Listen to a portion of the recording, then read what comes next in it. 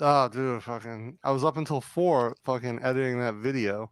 Oh, Okay, we well, are live. aloha, What's Bangkok. going on, everyone? Hey, how you guys doing? Hopefully you're living Welcome the to dream. welcome to a Tuesday morning in Bangkok. Bangkok Strange. What are y'all up to? We had a good 4-day weekend here, Sound Ground Replacement Holidays. Mike and I we hung out yesterday, and Mike was getting some strange shirts made. Dude, even stranger than this, it is going to be so Indeed. epic. I mean, your wife sewed this baby on right here because I Yeah, had that little rip in it. she hooked that But up. man, I am really, really looking forward to this new shirt, guys. It is going to be amazing. If for no other reason than the guy who's sewing it is gay. So you know this thing is going to be freaking fashion conscious. Not just gay. Earth's one. He's an awesome sewist. Right? Totally. He makes some very creative patterns, but super gay. Not just Yeah. gay, super gay. Although, you know what, to be fair, because you know how like a lot of people will say, okay, what's the easiest way to like spot a ladyboy, right? And a lot of times it's like the Adam's apple, but they like over feminize their movements, right? Yeah, Like right? That's his camp. He wasn't doing that yesterday, actually. Now, usually he's pretty flamboyant. Okay, yeah, maybe it was just because it was new and I was, obviously very compelling to him. Maybe I intimidated him. Let's see, who do we have here starting off? Because we already have some people in the chat. And I appreciate this. I appreciate the hell out of this. Yeah. So my ass off guy though. Fuck him. Yeah, no, I mean he's actually he's the guy you got to watch out for. He's got the largest penis in Bangkok. So that's not what I heard. That is definitely not what I heard. Throwing it out there. Yeah, I just thought that's your firsthand experience with the gentleman? Firsthand, bumped. Mr. Mitch, what's going on? Hey, how you doing, man? Hugh DeWatt too. How are you? Hugh DeWatt? Thank you for joining us. Hugh DeWatt. Scott B, how you doing, my friend? Thank you for coming by. And Patrick, how are you doing, man? All right. Thanks, Patrick. I appreciate you coming by, man. So, Mike, what'd you do over the weekend? Because I know you went to Patreon. It wasn't a smash for you. It was a disappointment for a couple of reasons. The first of which is the fact that, and I'm going to be doing a video about this, actually. We should probably talk about this in another video on Bangkok Strange, which is what I refer to as got the patio out of my system, right? Yeah. We were talking this a little bit about the podcast that we recorded yesterday, and that'll be dropping soon. But it's like, you come over here, kid in a candy store, and it's like, oh, my God, right? And get that out of your system kind of thing. And both you and I obviously are in long-term committed relationship, long-term in the sense that, 4 or 5 years, that sort of thing, right? Yeah. 6, I think, for you. 6, maybe 7. Yeah, going on 6-ish. The lucky is cool to not watching the live stream. Yeah, exactly. So, but the question always is, like, why do guys go to Pattaya, right? Yep. And after I went to Pattaya a few times and, like, again, got it out of my system, I started discovering other things. In fact, even Gracie and I went down there because it's like, hey, let's go to the beach in Jomtien. I got buddies down there. We like hang out for breakfast meetings, lunch meetings, that sort of thing. So I went down there mainly because another YouTuber was going to be down there. Figured we'd like hook up and just like hang out, maybe do a live stream on Sunday. And it's not so much that it's like dead. I mean, if you've seen any of my other videos, you know how I refer to and love like a beach where there's nobody on there but me. Yeah, Stark Industries. Good job, Tony. But this was like so empty that it looked really weird and eerie. And I've experienced that actually in places like Chawang Beach, for example, in Krabi, right? Which is like full-on foreign tourist. That's basically all that occurs there. And the majority of Pattaya, certainly near the beach, that's kind of what occurs there, right? That's sort of the majority of, what can happen. So therefore, there's a lot of bars for sure, restaurants, but also like, almost world-class, if you will, hotels. Certainly like 3-star, 4-star, completely dark, empty, like not even open, to the point where like, you walk down those sois that are basically perpendicular to the beach road. And I was in some of them at night, after like 6, 7, after the sun goes down, completely pitch black. Like, because there's no street lights. Because they're like, well, why should we put street lights in? Because there's all this damn light coming from this building, right? Yeah.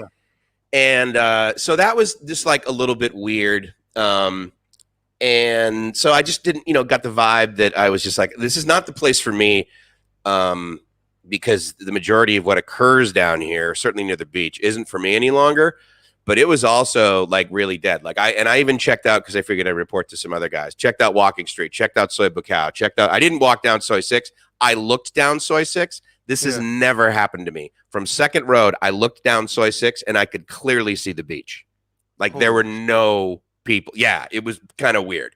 So here's the thing, like Beach Road in Pattaya, I always get the impression that those are the girls that, for whatever reason, they're blacklisted. They're not pretty, but those are the girls who work the beach.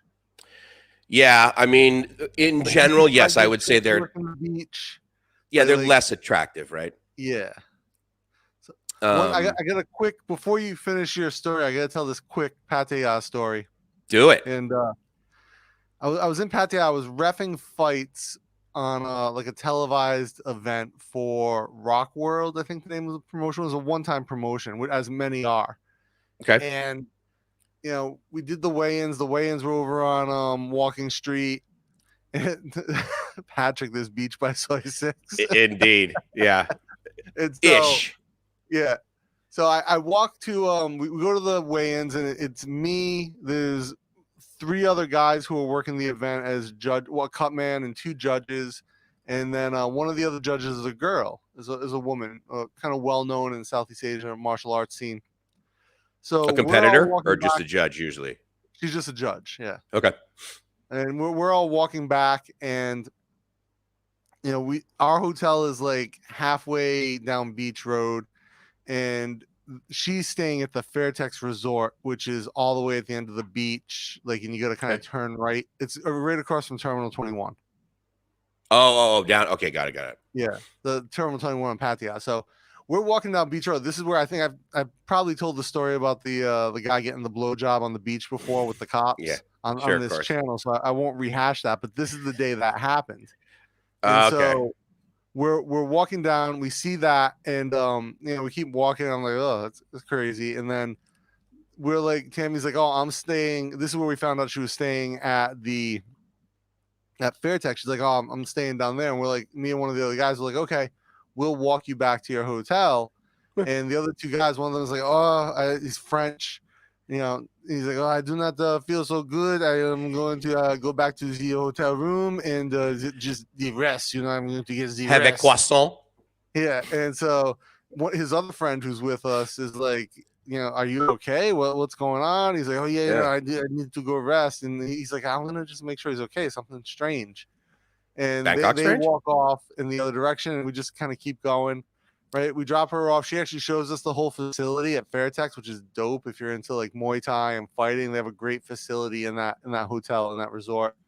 Then we get one of the song towels, and we tell him to take us back to the soy our hotel is on. And of course, he just drives past that soy and drops us at the front of Walking Street. Like, here you go, guys. 20 baht. Sure. Yeah, like, welcome. Fucking thanks. We're gonna walk a kilometer back now. So we walk a kilometer back. They stop at 7-Eleven. We go in. And there's a girl, very, very rough-looking young girl, like no teeth, like just like complaining with the guy at the front in Thai. Right. Like, what's going on? And we see one of the guys who we were with, not the guy who said he was sick, but the guy who said he was gonna like make sure his friend was okay, come down in the elevator, and he's got this girl's ID, and he's got a purse, and he's gonna hand it over to the door guy, and we're like, yeah, what's going on, man? He's like, oh, well, when so-and-so said he was sick, what he really said was that he saw this girl on the beach who he really thought was attractive, and his wife just has the baby, so he cannot have the sex with his wife. So he thought, hey, I am French, I'll have the girl from the beach. I'm like, bro, we were just on Walking Street 30 minutes before that.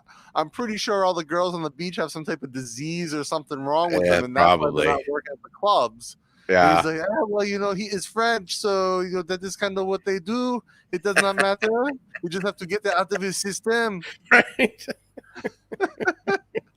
Oh my God, dude. I mean, first of all, I think 51% of this story was hilarious because of your completely awesome French accent impersonation. Thank you. That was just absolutely stellar. I Hey, dude, so go over to appreciate private chat and grab the URL that I threw in there for our PayPal and throw that in the crawl. So we have okay. that for guys. I had 2 guys ping me and they're like, well, wait, so you got like, how do you do? Because So it's not there for me right now because I private honestly chat? come after you sent it. I'm Oh, in okay, hold private on. chat. Yeah, not comments, but private chat. Here, I'll just do it again. Okay. So shall we talk about what? Let's talk about real quick. Like we kind of decided yesterday on a project. Yeah, absolutely. And so like something that we want to support, and we want to share this with you guys and hopefully get the community involved. That's the idea here. And we want to do something like we live here, and so as part of being expats who don't bang girls from the beach in Pattaya, we would like to do something to better a certain part of community. And Mike and I are both fans of education, at least supporting education at the grassroots level. Yeah. And my wife and I have worked with a hill tribe village, like out off the grid, up the mountains, like on the border with Myanmar, like on the opium smuggling routes and everything. This village is in the middle of nowhere. Right. And so Mike and I were talking about it, and we'd like to start to put together projects to support, like building them a new solar system for the school, and spending like a week up there teaching the kids English. Like when I went up the first time, they had never seen a foreigner before. And so unfortunately, I had to be the first foreigner these guys got to see. And you foreigners are huge. You're giants. And so I was telling Mike, it's not uncommon that I would turn around and there'd be like 3 kids petting my body hair because they'd never seen body hair before. And so should we feed him bananas? Yeah, what do we feed this thing? And so usually things this big have a large trunk. Yeah, well, I also have a smaller trunk. Hey, double click on that, buddy. Well, it's not Cambodia, so you can't joke about that. Agreed. Yeah. So along those lines, we were talking about the Patreon, right? Yep. And how we'll sort of generate funds for that, and then and we got to figure it out. I mean, this is like all new, right? This is a new deal on Bangkok Strange, and I'm hoping that maybe what we can do somehow. I know you have pictures from up there. Maybe we could just like put a collage together or something and give people an idea of what like that means. Because like when you say, it's very easily for you or anyone, quite frankly, to go on to YouTube and say Pattaya, and then guys can Google Pattaya and they can watch YouTube videos all day long and figure out what it is. When you say Hill Tribe, Thailand, I don't think many people have a picture in their mind of what that means. It's pretty easy to say uneducated kids that don't have a lot of means, that they're happy, but they need some sort of additional education, like we were talking about. So, and one of the okay, go ahead. And one of the statements that I made yesterday was the fact that I think first thing to improve the quality of life of any sort of village, certainly first is electricity, second is internet. Internet's going to be a real tough thing apparently to get up there. You said water was your response. Well, that was one of their concerns when we first went up there. Now they've resolved that. So for Jim and I first went up 4 years ago, and so there's a stream that like a natural stream at the top of the mountain. They live like just off the top of the mountain, right? And so there was a stream at the top of like a natural spring. They were able to kind of dam it and run the water down, so that they didn't have to run up and get buckets and bring it back. And so how are they containing it? Like a giant 100-liter bucket thingy? So there's a river that the spring runs into. So they're just sort of using what they need, and then everything else is running into a different part of the river. Oh, okay. Yeah. But yeah, for the school, they do have literally like a big like concrete vat that they just keep like in the bathroom the water in. And it's literally just freezing fucking water. It's ice cold. Yeah, not the kind of temperature water you want in the old bum gun kind of thing. No, and yeah, definitely not. It's not bum gun temp. Like I like, especially like sometime afternoon when the sun's been beating on my metal water tank all day. Use the old bum gun and get like a nice relaxing like burst of heat. You're like, I don't really need to go to the bathroom, but I'm gonna cruise in here, maybe clean up a little bit and just like why not heat my ass up. So yes, they have water, so that's awesome. Yeah. So it's kind of like the first checkbox, and then Mhm. obviously you showed me, and again, we Mhm. could share this with the guys later on as we kind of put this together. Maybe on the Patreon, we could put the pictures. Yeah. There are some solar panels installed, but they're either old or damaged or both. Yeah. There's And no no batteries, so storage there's no unit. way Yeah. to. What's that?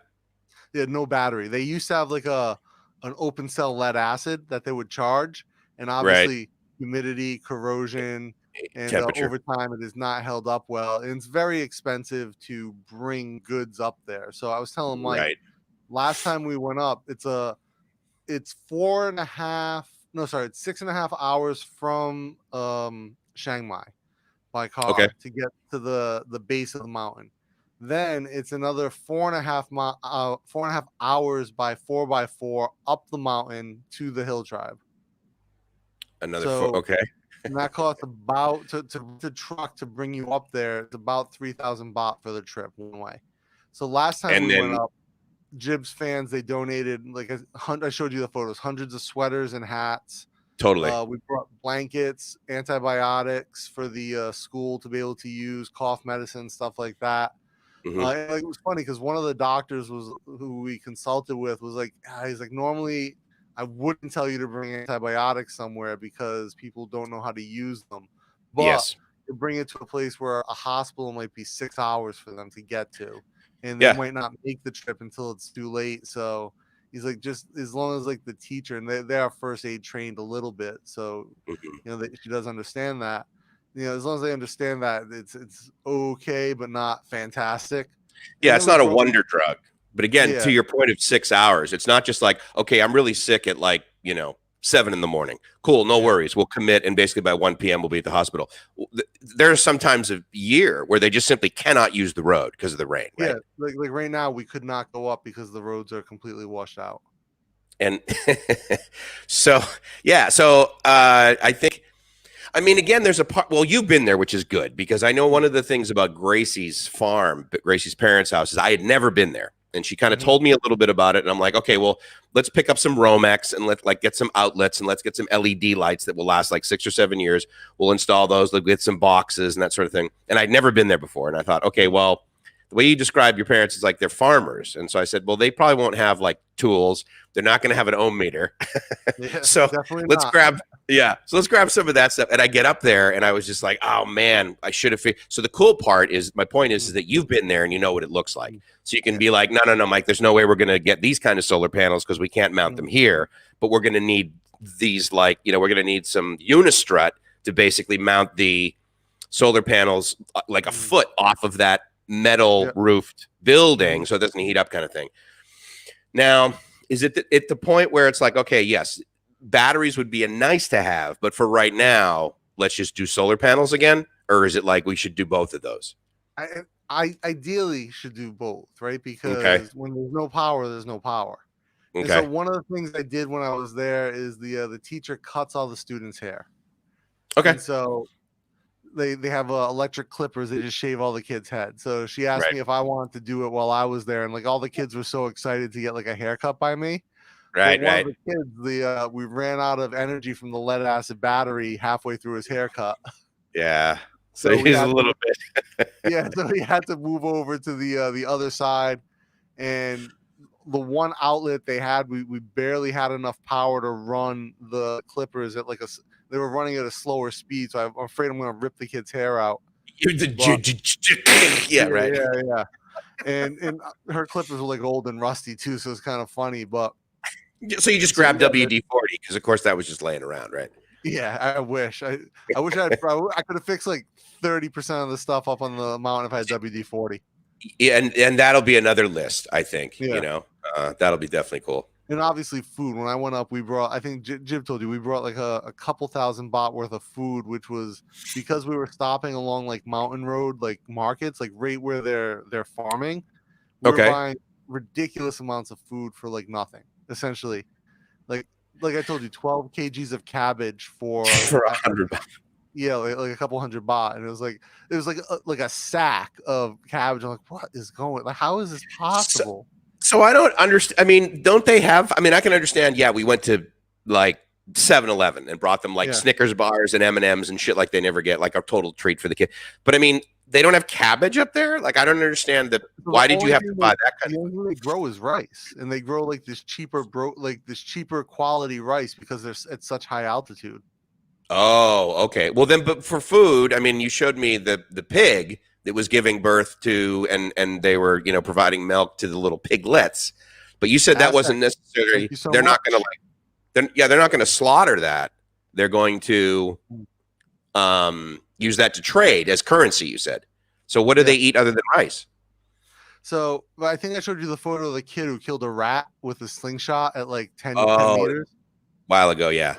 Okay. Yeah, so that kid's from that hill tribe. And this was crazy. We're literally hiking through the fucking jungle on the, and they're gonna show us they grow their rice at the very top part of their mountain, and they just sort of cut it into the side.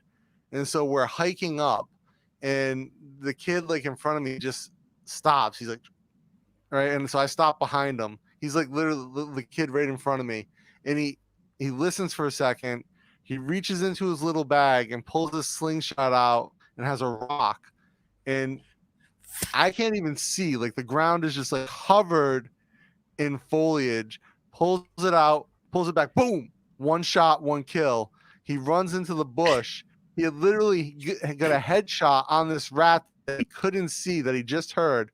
And he picks up. I'll post the photo. I'll make a blog about this on the Bangkok Strange blogger website that we have set up. And Mike gives me a hard time about. Baby steps. Yeah. So he pulls that out, and it's literally just a rat. And I was like, okay, so he killed the rat. And I asked the teacher, and he's like, no, that's his family will eat that tonight. So what they eat is mostly chili paste and like any little animals, like little birds or rats or anything like that they can kill is their protein source. And so but when they make chili paste, dude, it's like they just mortar pestle chilies, whatever chilies they can get, grind them up, and add then a little water. They eat just a little bit of their rice that they harvest because they want to sell it because their rice is like a kilo that they sell to the market. Jesus. It might not be that cheap, but it's crazy. It's rice is ultra cheap here because we produce so much of it, and they're producing a lower quality rice, considerably lower than the quality you would get at a restaurant or that you would buy at the store, and so it's super cheap on the market. And they're selling to the middleman, so it's like low. Yeah. Okay, so the occasional rat, maybe a rabbit or whatever, I don't know what's like common over there, but they don't have bigger animals? Little birds. They're not hunters. Okay. So they I'm not sure, do they farm the pigs, they farm the cows, but a lot of that's for trade with other villages. Okay. Especially like the villages who have daughters, they want to marry their daughters off to another village. Because someone had apparently explained genetic diversity to them a while ago, but not so much that they venture out of the 5 villages on their mountain. Wow, really? And that's a total of what? A couple hundred people, or like 1,000? Maybe 200. Okay, all right. Okay, but so like where Gracie's parents live, now there is like the wire, right? So they actually do have 220 into the house. But I mean, yeah, they can farm rice, but they don't farm rice year round. I mean, sometimes it's like, oh yeah, my dad's doing asparagus or my dad's doing whatever. They don't do any other crops up there? Not that I know of. It's just chilies and rice. Rice is their cash crop. Okay. Also, dude, we are gonna get slim living there for a week. Not so much soil. Oh, okay. Yeah. Like, because it's up in the mountains. It's like literally you're at the peak elevation. Right. Interesting. Wow. But obviously they've been doing this for, I mean, in other words, they have, when you went up there, when last time Jib was there compared to today, there's more people. So it's not like they're dying off due to like starvation, right? No, and a lot of that is access to the town below, right? So they go down to the town below, they can buy certain vegetables. Like when I was up there, like I said, we bought all the food in the school cooked for us like every night that we were there. So and then they cook sometimes the meal that they make. We bought a lot of breakfast stuff. I think I told you we bought a lot of UHT milk, ultra high treatment, pasteurization milk because that's shelf stable. It lasts for like a year on the shelf, Hmm. and so we bought cases and cases of that, which it's super cheap here. It's like less than 50 cents less than 50 cents a box. And so we bought a bunch of that. We bought a bunch of like cereal type foods and rice that they can. We bought bulks of rice for them as well, like the 50 pound sacks. But like But good quality jasmine rice that you and yeah, I would be used to. Okay. yeah, that we would eat. And then the idea is like the school cooks breakfast and lunch for these kids, and sometimes maybe that's their only meal because their family will only have like a little bit of chili paste or whatever. So the school is like really kind of like old timey style, the center of this community, because and that's why it's the biggest building. They grow a few vegetables at the school, but I mean it's a small garden. They might get like enough food for like 2 meals a year from that, like feeding all the students. So you showed me pictures of these kids I mean, they're not like emaciated. I mean, this isn't like that, oh my God, for the price of a cup of coffee, you could save a child's No, life stuff that we used to see. I mean, no, they're not. There's one kid, of course, that has that, the disease. thalassemia. Yeah. But I mean, the other ones they look like kids in Bangkok, quite frankly. Well, I mean, they're a little skinnier. Obviously, they have a much more rural look to them, right? No shoes Yeah, anywhere, the way sure. they dress. But Yeah, but their feet are like so worn they could walk across glass and never feel it. yeah. I mean, the kids they're obviously living a very subsistence lifestyle, right? Yeah. They would have food anyway, right? Like it wouldn't be a lot, but they have enough. Their families have enough to survive. But like when we bring it up, it helps. Obviously, nutrition is an important thing, and diversity of food is key. And Jib, I should have Jib come on eventually and talk about this because Jib was a nutrition researcher. She did a lot of work when she was after she finished her master's, and she was working at the faculty doing research about like macro level nutrition at communities.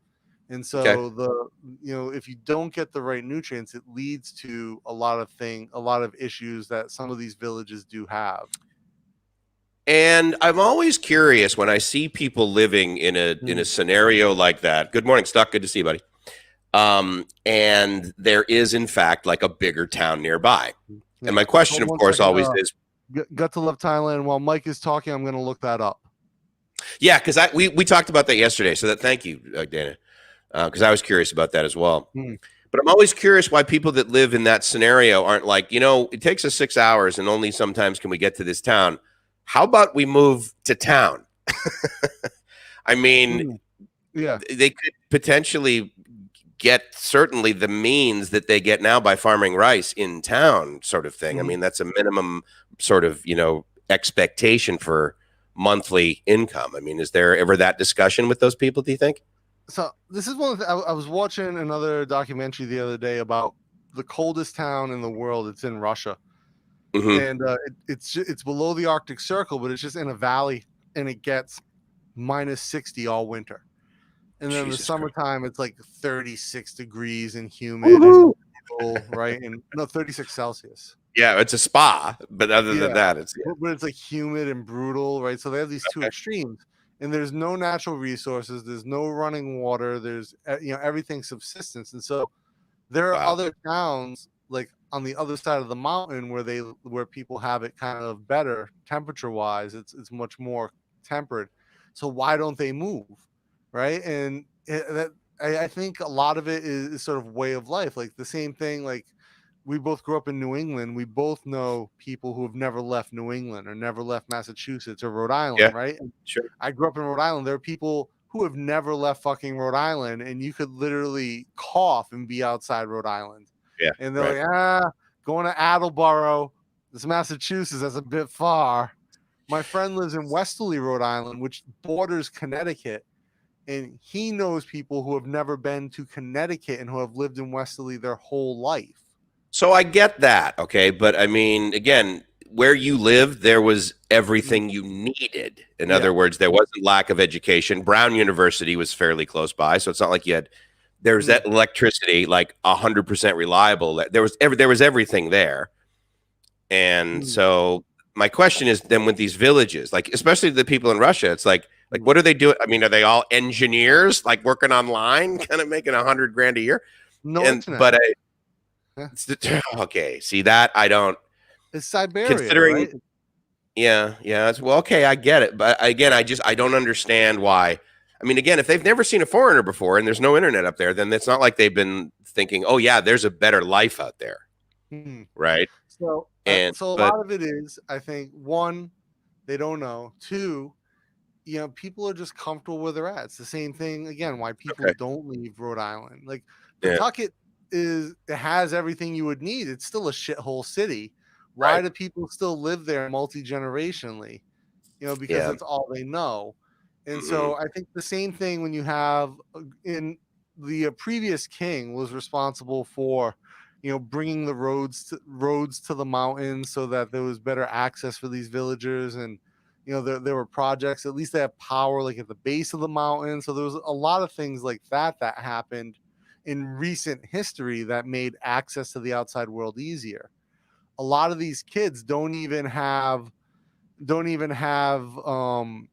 like a Thai citizenship because their parents didn't have them at a hospital and never bothered to go no register birth them as a certificate, kid, yeah, and they're current, so they're on the Myanmar border, so there's always going to be dispute about, well, are they Thai, were they born here, what's the case. Obviously the previous king set up the project for the schools on yeah, that, like the teacher Krusam, who we'll meet when we go. That's the whole reason she's able to work there. Her husband works at a different village on the same mountain. And then the younger teacher, kind of her like apprentice when I was there last time, Jib was telling us he runs his own school on the mountain now. So, okay, these guys, they're from the local area. They happen to go and get educated and wanted to go be teachers in this rural area. And the one okay, teacher for every grade, and all the kids study in one room, kind of like yeah, single schoolhouse style, right, back in the colonial days. But that's how it is, and it has to be. And like, I think I told you that there was a girl who was about to be the first to graduate in like a decade. So mm-hmm. usually they don't get past like sixth or seventh grade. Because they got to go like work the farm, essentially, right? So Yeah, they don't work during the harvest, right? The school takes a break during the harvest, and the kids go work the rice fields. they And don't then a go to lot school of during them, the harvest. You mean, yeah, yeah, and then a lot of them they don't go to school during the harvest. Yeah, they take a break, and then a lot of them, when they drop out of school at sixth or seventh grade, they'll go work at a gas station down at the bottom of the mountain, or they'll go work in construction, okay, and because they speak Burmese, right? okay, So as well as they speak Karen Burmese, and they learn in Central Thai. But like I was telling you, when they speak, it's clearly not Thai. And Jib was saying like it's very, very different than Thai. okay. But the So way that we'll be able to communicate with these people is through in the teacher, English through the but teacher. Yeah. yeah, and she speaks Thai, she speaks English, she speaks Karen language enough to communicate with the kids. Okay, that makes sense. Aztec, I So want to say yes, I did, and thank you very much. It's just that when those affiliate links get instantiated, it doesn't tell me who signed up, which is good for privacy. But Aztec, thank you very much. Yes. Dana and I were talking about that the other day, actually, about how awesome TransferWise is. And so we'll definitely have a TransferWise yeah, affiliate link for Bangkok Strange coming up too, though. absolutely. Did you find out the elevation? Yeah, so it's between 6,000 and 7,000 meters. No, sorry, 6,000 and 7,000 feet. I was like, Not meters. you mean Mount Everest is where Yeah. we're at? No, it's 6,000 and 7,000 feet is how high the mountain is. Okay. All right. That's pretty good. And so I'm assuming then it's like basically we'll do the train thingy up to Chiang Yep. Mai, stay Yeah, in Chiang Mai overnight, and then like first thing the next morning, just full tilt boogie up to the mountain. well, no. So what happens is overnight to Chiang Mai, and this is what happened last time. I'm assuming we'll do it similar this time. Overnight to Chiang Mai, we'll arrive. I believe it's like an 8 a.m. arrival in Chiang Mai on the train. Okay. So we'll get the sleeper. We'll sleep the whole way up. Like hang out, bullshit. Probably do a live stream on the train. Big time. Record a podcast. Get to Yes. Chiang Mai around 8 a.m. And the teacher, and hopefully her and her husband will pick us up there. They borrowed a truck last time. I think they bought a pickup truck since. Okay. And we'll take everything that we loaded on the train and put it in their truck. Okay. Then we'll drive, pretty much to the town that the base of the mountain is in. Okay. And we'll stay there overnight. Oh, Then okay. Got it. the next morning, we'll get up. We'll get up early, bring all the stuff to the truck. The guy who drives uphill, but I guess now that she has a truck, she'll probably do it. Okay. But it's like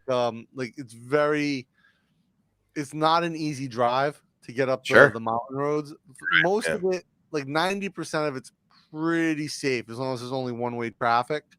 It's like sometimes there'll be like head-on traffic and someone has to back up to the nearest, like around these hairpins. And but there's about 10% of the roads that are just sketchy as fuck. And there's like a 600-foot drop off on one side, and you're like, and then you see fucking mountain kids riding on like Honda Waves up and down these fucking washed out roads like it's nothing, with like a little rifle on their back, like with flip flops on. Yeah, of course. So, and actually, when we left last time, I tried to ride out on a scooter. And Jib rode with the husband of the teacher, and they let us borrow a couple scooters, and we're gonna ride out. And I couldn't get through one of the washed out roads. It had rained one night, and the road just had these huge ruts in it. And my bike got stuck in one of the ruts. I had to push it up the mountain. Oh, that was fun. Yeah, so that we got to a point where I was like, I don't know that I can. I'm too big, I think, to go up these dirt roads on this little scooter, especially without a transmission. So I can't like downshift and. Yeah, for sure. I was like, I don't know what exactly, what we're gonna do. And a pickup truck came by, and they ended up talking to them. We jumped in the back, and they dropped us off at a temple at the bottom of the hill of the mountain, or like halfway down the mountain. And then when they caught back up, we jumped on the bikes again and rode down the bottom of the mountain. And again, 6 hours all in, or probably longer because of this. Yeah, debacle. So on the bikes it was about 5 hours to get down the mountain altogether. Like if you don't count like the waiting time that we had, but yeah, it was a long morning. So I've seen, and you showed me some pictures, and again, this there's some similarity. It's a little bit more advanced, but not much. Where Gracie's parents live and where Gracie grew up, right? Because their farm actually is at the end of the road. Well, at the end of the road, there's the parking lot for the church, of course, where the entire family hangs out. And then up the little path is Gracie's house and her parents' farm, which is enormous. And then from there, you can see both sides of the island, like the entire island in the Philippines. You can see like 100 kilometers this way and then 100.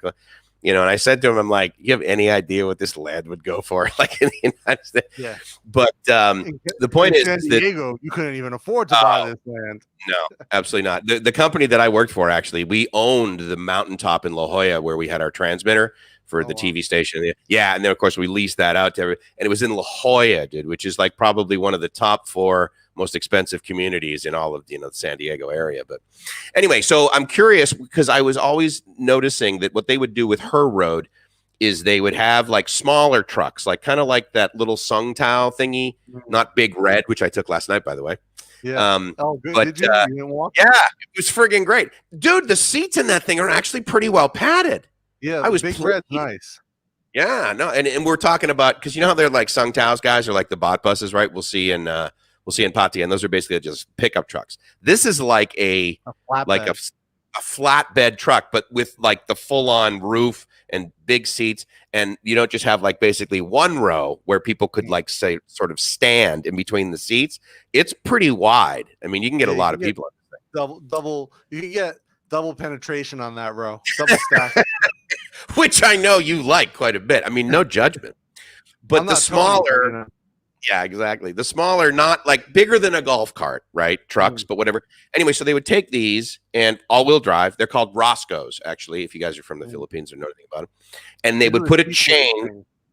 Totally, yeah. They're like disposable, effectively. But they're all-wheel drive. And, of course, so they got the put a chain on the back, like on the hitch. And then they would have like 3 or 4 tires that would be flat. And they would drag these tires over the road, which would then flatten out. Because, I mean, you get mud and you get one truck that goes through there. And then you get this like, 6-inch deep.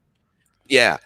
Do they do any sort of maintenance on this road or like even by hand with shovels? No, No. Like wherever the rut is, that rut stays there until the next rain and the next rut shows up.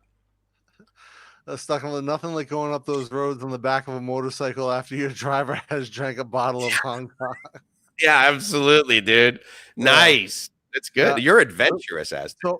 So last time I was up there, the teacher bought a bottle of like locally produced moonshine, and God, you told me for about Jib and I, it was like a celebration. It was like a way to say thank you because we did all this, brought everything up, and it literally came in an old Sprite bottle, glass Sprite bottle, with plastic wrap over the top and a rubber band to hold the plastic wrap on. Okay. For sure. And so about 3 drinks in, it's like me, my wife, the teacher, and her husband. And 3 drinks in, my vision starts to get like super blurry. I'm like, I'm gonna stop because there's clearly Like, is this antifreeze? yeah, like clearly there's something in here that I shouldn't be drinking. And I look down and like those 3 drinks in, the bottle's pretty much done. And Okay, so the cool part is that when Yeah. we're up there, you're not gonna have to like explain, recovering alcoholic Mike. You'll just be like, no, his vision's really shitty. So if he Yeah. has any, it's just he won't be able to even see. He can barely see now. Yeah, so I was just like, I looked down and like the bottle's like almost empty. So the teacher just picks it up and John Wayne's it. Right? Awesome. Yeah, so she's just like, boop, done. And they have no vision problems up there. Or are they all like, maybe that's why all the kids were touching you because none of them could see. They've been doing this moonshine before class. Yeah, so that was rough. Apparently they ferment like some of the rice, and that's how they make this moonshine. Okay. Yeah, so it's kind of like it's like rice wine. It's like it's not even that strong because it's clearly like a little bit stronger than wine, but not like a strong alcohol, right? So they're distilling it probably with like a fire and like some homemade aluminum like pot still, and they're not getting like a really good distillation, and they're just letting the whole thing is distilling as much as they can and hoping that the dilution ratios are okay enough for it to not be toxic. Yeah, absolutely. They're just like, well, when a foreigner comes. Okay, so since you've been there, have they? I mean, they must have had interest in this whole foreigner thing. I mean, when they go into town, is there like an internet cafe and they can get online and like watch a YouTube video? They like Google white people and then they start. I mean, it's we had Wi-Fi at the resort we stayed at the night before. In the town. In town. But it wasn't great. Like the speeds were, DSL quality speeds at best. Fermented bread and rice is what I've seen them using. Yeah. So I don't know if they have one second. I don't know if they have bread up there, stuck in Florida. They obviously they have rice, but I mean bread would make sense as well. I didn't see anyone eating bread up there, and rural Thais don't generally eat bread. Correct. Yeah. If you're like, hey, I want to make a sandwich, they're like, what the hell's that? What? Yeah. Like, yeah, throw it on some rice. We'll stir fry it. Right. All right. So you got Wi-Fi. It's not great quality in town. Not great. But like, were there any public areas that had it? The town's so rural. I mean, it's not like a far out neighborhood in Bangkok rural. It's like rural town rural. Like there's farmland and there's a couple of houses and like there's no Amazon cafe. There's no anything like that. And I didn't see any internet cafes. And you're so far from the closest city that distribution and everything, transport and distribution for data is going to be difficult no matter what. Like I said, a lot of them had smartphones, like kind of like Oppo phones or like cheaper Huawei models. Yeah, sure. And so when they're down in town, keep in mind Thailand is very much a mobile first market, right? So they kind of skipped the whole desktop laptop phase that America went through, and their whole experience with the internet is mobile first. For sure. So on a cheaper smartphone, that experience is not as robust as like my iPhone or a Samsung or whatever, but they use the same apps that like other Thais would use. So they have Facebook, they probably have TikTok, but keep in mind they have to use it only when they're near tower. And so Jib was explaining to us last night. The last time she talked to Crew Psalm, there was a tower installed somewhere near the base of the mountain. And so now she Okay. doesn't have to drive into town to get internet. She Right. just has to drive down a little bit below that temple that we got dropped off at. So Which it's is only what, 2 hours? yeah, about 2 hours to be able to post something online. And so like a lot of her friends still support the school through like once a week she can post on Facebook when she's not at the campus, and she'll drive down 2 hours and post like, hey, like if anyone wants to support with like books or for another project, we had like a village's house burnt down, we're trying to rebuild it, anyone want to help? So she, like once a week she goes and gets access. And a lot of these people, because think about, you're farming at elevation all day, right? Mhm. Are you gonna spend 2 hours one way to check your Facebook or to swipe right on some girl on Tinder? Probably not. Totally right. Forget it. So, okay. So here's the thing that I always, because I did a little bit of this in Mexico in the sense that I was literally in the middle of nowhere. However, it was Mexico and it wasn't like in the middle of mainland Mexico. It was the Baja. And it was fairly close to like a resort city, right? But again, there was no internet. You had to have water trucked in. You had to have propane trucked in. But again, you still could get it in. And, an 45-minute drive later, I'm in town where there's like an internet cafe and fiber that was like distributed. So anyway, so this is in like the late 90s. But one of the things that I noticed and also noticed coming to the Philippines is because you and I have this essentially wealth of knowledge. In other words, these people just don't know what they don't know, right? Yep. And so one of the things that I found out in the Philippines, I'm like, well, you know what? Because of this elevation or this soil or this kind of water or this whatever that you have or the thing, you should really be farming mangoes here instead of apples because that would be. Did you look at that? Did Jib look at that and say, okay, I understand why they're harvesting rice because we're in Thailand. Like that's what you do.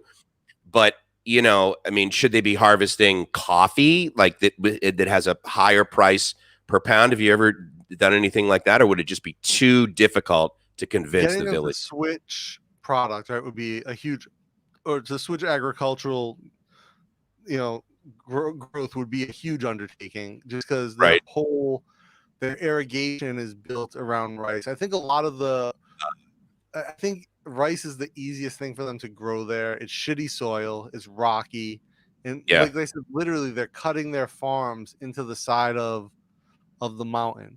So like coffee, for instance, needs shade. There's no shade. Okay. Where they're cooking, where they're growing. And then a bulkier vegetable, logistics to get it down is kind of crazy. Yeah. Okay. Right. Rice is sort of weight, easy, get in a bag. It's easy to stack. And actually, when we were driving up, I saw there was a truck on the side of the road. So the pickup truck, had those high gates on the side that you see sometimes, no top. And so people were tossing heads of cabbage up to this truck off the side of the road, and they're just tossing it in, and they'll stack up. And this was on like the main road. But like and they stacked it like 3 meters high. So imagine coming down a washed out mountain road with cabbage, right? And with a green vegetable. So unlike Mike and I were just talking about this the other day, the vegetables that you eat here in Thailand, right? Like we were saying, I get sick like once a month, and it's usually from restaurants, not street food. The vegetables you're eating here are picked probably the day or the day before you're eating them, and they're at peak ripeness, as opposed to America, where the apple you're getting at the grocery store was picked 2 weeks ago in Oregon. They treated it with some type of gas so it doesn't ripen as quick, threw it on the back of a reefer, and drove it across country from Oregon to Rhode Island so I can have that apple. Well, and in the United States, the majority of that stuff does not come from the United States. It comes from South America. Yeah, right? I think we don't grow bananas in the U.S., right? And it's like the cheapest thing you can buy. Pineapples aren't really grown in Hawaii any longer either. Real estate's damn valuable. So, well, I mean, I'm really excited about this, obviously, and we're going to have to like put something together. What I would say is one of the great things to start now, because some of our viewers, listeners, that sort of thing, probably are either here in Thailand or more likely have a spouse that's Thai. And I'm assuming this woman's Facebook page where she asks for things is in Thai. Yep. So we got to make sure that we get that URL, the Facebook group from Jib, and put that in the show notes of the description of this personal account. She just posts to her friends. So oh, really? I don't, okay. Yeah, I don't know how much of it is public, or because I'm friends with her as well. But yeah, I think like her account's pretty private. She keeps it like kind of close and just posts to like her friends. Okay.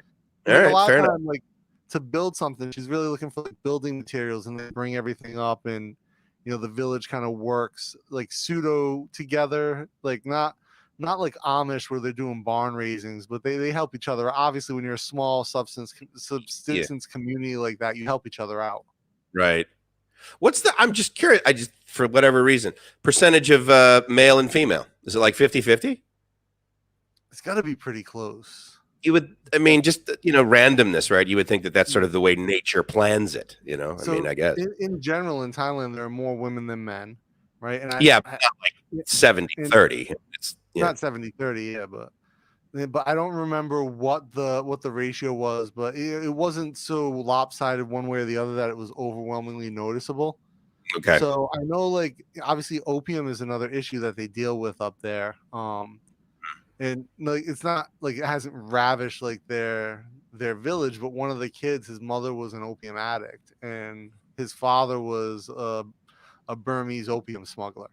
So like the village that they're on is part of that route that they smuggle opium through from Myanmar to Thailand. I mean, have they said, okay, well, yeah, 10% of our population will get addicted to this stuff and friggin' die.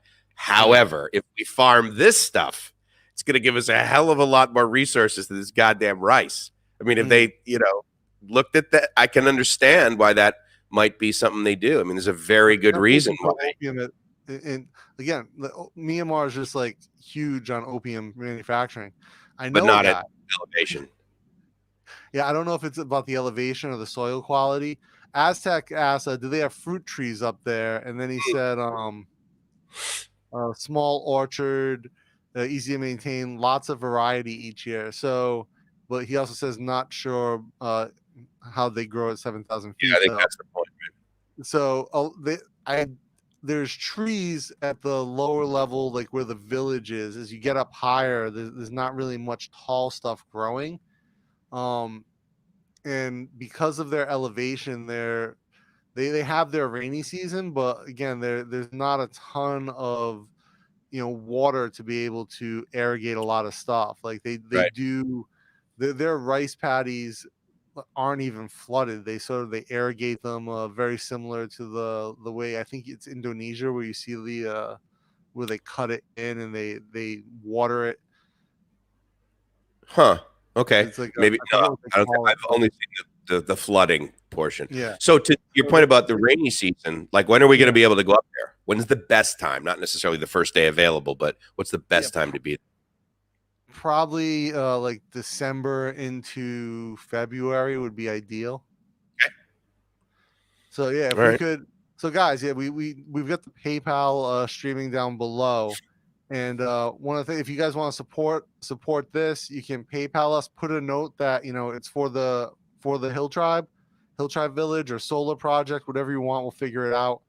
And we're gonna start a Patreon as well. We've talked about the different tiers, and there'll be other stuff involved with the Patreon, but a big chunk of that money will go to fund not just this project. But, excuse me, I'm 12 years old. My voice is cracking.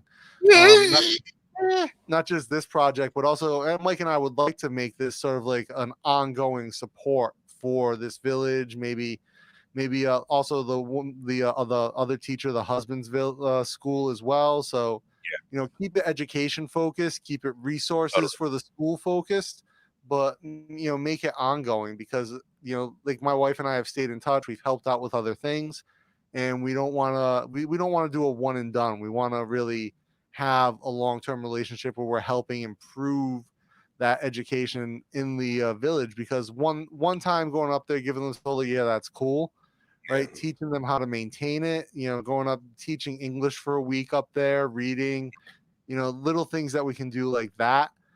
Mike and I are both engineers in previous lives, so being able to go up and help out in that regard, little things, teach them how to fix little things, make little things. And I'll be reaching out. Like last time I went up, one of my companies at the time, I had a hardware company. We bought them a ping pong table and like all the ping pong goods that we brought up because they'd always played on their little picnic tables. They had never even seen a real ping pong table. So, And you said for paddles they used books. yeah, they used books before. So we brought up paddles, foam, glue, showed them how to re-glue the paddles when the foam dies, and then Driver, a company that I was involved in at the time. Mike and I are both on the board now. David threw in a couple $100 and we bought school supplies and food. So, again, I'll be reaching out to the other companies that I'm involved with here as well to help out. Where we're trying to get, I'd like to try to get us like a power bank donation because that's probably considerably more expensive than the solar panels or buying school supplies and food.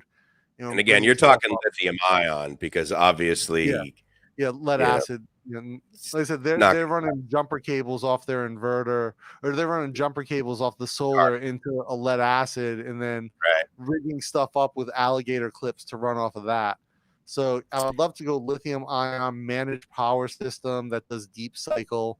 And there's a few companies in Asia actually. So that SolarVolt company is still in business. They're operated out of the Philippines. Oh, they are. You found out last night? Yeah, I Googled it. So maybe we can reach out to them. My contact hasn't been there for years.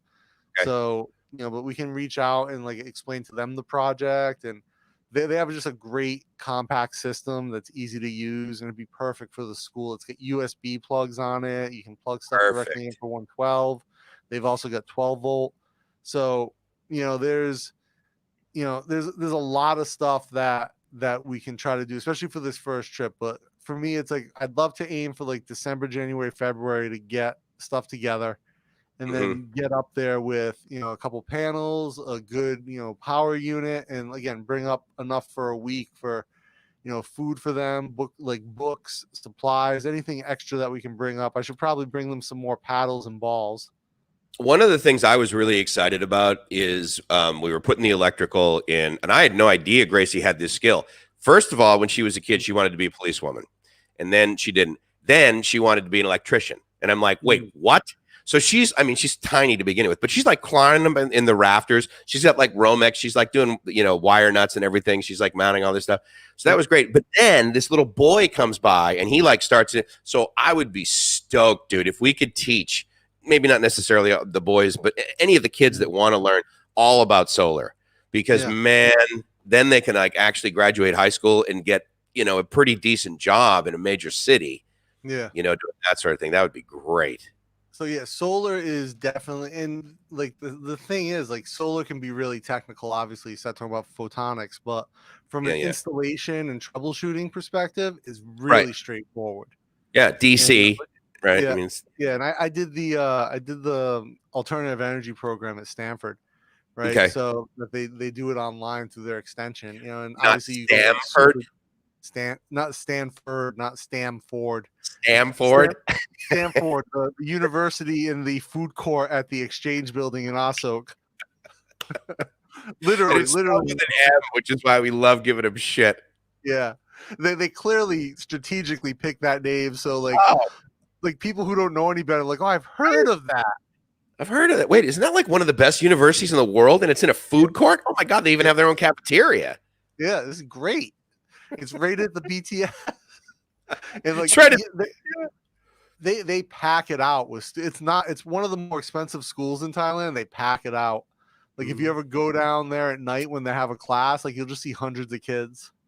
Yeah, good for them. I mean, whatever. Business, baby. Education's business. Yeah, for sure. So thinking about like the solar stuff, we could definitely start to teach, especially like with the teacher and like her ability to sort of translate for these guys and get them to know. And so many of them work in construction.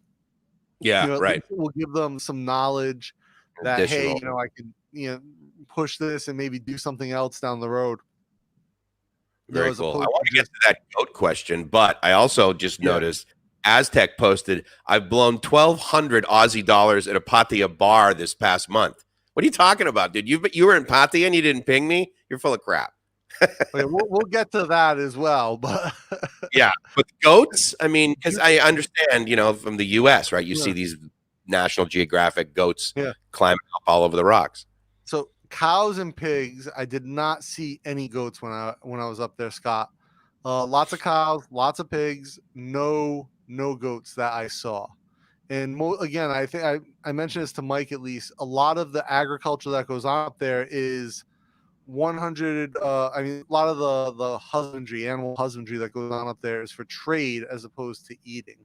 Like Okay. they'll grow a pig and they'll trade that pig to another village for something else. And then, or same with a cow, or if their daughters are getting married, they'll use that as like part of what they give away. Okay. So for the wedding or whatever. And it's rare. My understanding was it's rare that they eat that. I never saw the villagers eat like meat that was farm raised in their village. It was like rats or little birds, sometimes fish. Like you'd see sometimes the older kids would take off with like fishing rods and go down the mountain somewhere, and they would come back with like a couple of small fish, and they would eat that. Again, the majority of their diet is chili paste. So Chili paste. no lack of A vitamins in their diet at all. But as far as like protein, calcium, any other nutrient, probably lacking pretty severely. But it doesn't sound like through any of the conversations that they're, I mean, other than again that one kid who has that, thalassemia, yeah, right. I mean, they don't have, there's not a high incidence of flu or anything like that. I mean, it sounds like they're basically pretty healthy. Oh, and can you drink the water? That's the other thing. Are you and I going to be able to drink the water? So I brought bottled water up with us last time, but it was 2 nights, right? So yeah, we'll probably have to grab like a pack of like 1.5 liter bottles, bring it up, but we can boil the rest of the water if we need to like drink, or if we run out, or obviously water for cooking, they just boil the water off the spring. It's spring water. It's not like Bangkok treated water, but I still wouldn't like in a survival situation, I would still boil it if I had a pot, right? So yeah, I mean, I'm not too worried about, fine, if I have diarrhea, whatever, we can take medication for that. It's the 6-hour ride that we might not be able to take that I'm sure only brings us to like a clinic. Yeah, right? No, it's literally like a medical shack. Okay. And don't want to experience that. Yeah. There's no helivac from the mountain. Because of course we'll both have sat phones when we're up there, probably texting our girlfriend. Yeah, not gonna happen. Real quick, Aztec, absolutely nothing fruit in Thailand. 100% right. Fruit in Thailand is on another level. And cheap. Totally, yeah, and that's what's great about it is you can literally get it everywhere. Now, some of the fruit that is available and really inexpensive in the United States is not necessarily inexpensive here, but it's pretty decent. Apples are a great example, right? Yeah. Peach, I spent $20. Oh God! Peaches. Yeah, tell that story, dude. How much again? Like 2,600 baht. Real quick, Mr. Mitch, all about helping out with this. Thank you so much. Yeah. We'll like I said, we'll have the Patreon up. You can donate via PayPal, but this is full blown. Mike and I are going to make this happen, and we'd love for you guys to be part of this with us. So thank you. Yeah.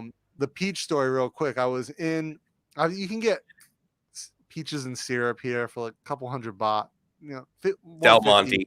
Yeah, Del Monte. Not great, but if you're really craving peach or you want to make like peach cobbler, it does the trick, right? I was in a Japanese grocery store called Donkey, over in Ekamai. Yeah, there's one in Siam now as well. But I was in the one in Ekamai, and we were shopping just for like knickknacks, like Japanese kind of like novelty food stuff. And then they have like a fruit section. I was like, oh fuck, they have Japanese peaches, and they're like 600 baht for 2 though. It's like $20. But I'm like, I haven't had a fucking peach in ever. A good one. The good one. Japanese peaches, yeah, come on. So I'm like, I haven't had a peach in like years. And Jib's like, oh, it's like 600 baht, just a peach. Peaches aren't that great. Right. Like, oh, you've never had like a good peach. And I felt it, and it was like, it was right. It was just right. You know what I mean? Right. Ready. I was like, I'm gonna buy these peaches. And Jib's like, wasting money. Like, I don't like, what's wrong with you? So I buy these peaches, and we bought a bunch of other stuff like the Japanese instant noodles, like some like udon stuff. Like I bought a bunch of watame, like the seaweed. But these peaches, I was like, we're gonna have this. I got home first thing, I ripped open this package. I washed one of the peaches, and I was like, Jib, you want to try? She's like, no, I'm like, all right, whatever. And I took a bite. I was like, oh my god, this is so fucking good. This Japanese, I'm like, oh my god, this is fucking amazing. Right, and I'm like, so good. And I'm like, Jib, just try this. And she took a bite, and like her eyes lit up. Like she had never tried anything like this before. She's like, oh my, she's like, this is what peaches are supposed to taste like. Right. I'm like, this is good, but American peaches are even on, like when you get them fresh in the They're summertime, good. on another level. She's like, Yes. wow. She's like, I You had got to go to no America. idea. Yeah. I'm like, look, it's still not as good as Thai mango, but it's damn good. Yeah, that's true. Yeah, Thai mango. We were talking about that yesterday, man. Mango and sticky rice. I mean, that's a game changer. And it's so cheap. Yeah. So cheap. Like 40 baht. So real quick, Aztec, pattaya, 1,200 Aussie dollars at a bar. What's going on? Scroll down. He gives an example of that. He was Okay. actually trying to get me to go to this place called Smile Bar, which is, remind me, Aztec, is Smile Bar, is that, I believe I passed, is it like kind of near Tree Town? I can't remember exactly where it Real was. quick before they get to that, he says, give him a month and he will happily contribute. Aztec, thank you so much, man. Thank you, buddy. Cop. Hey, AZ, where is the PayPal? I don't see it. He just posted it in the comments. Oh, well, Okay. actually, he's probably not a moderator. So if you see Aztec there in YouTube, just go to the 3 dots on the right and make him like a moderator or something, so that he can post stuff like For that. Scott, But he can also Aztec. For Aztec. Yeah, and the reason you want to do that is I'm because not on YouTube. I'm on stand by. I'll do it. All right. I think I added Aztec as a moderator in. Oh, I'm sorry. Yeah. You're right. He is. Yeah, he shows up as a moderator. You should have the wrench, right? Yeah, he's got the wrench. Yeah. Scrolling across. I see people are explaining it, and Aztec posted it. All right. So Smile Bar, Mike, richest bar in all Thailand right now. Where'd that go? Because of Josh and La La Land nightly streams. Yeah. What is that's true. I've seen you on those streams a lot.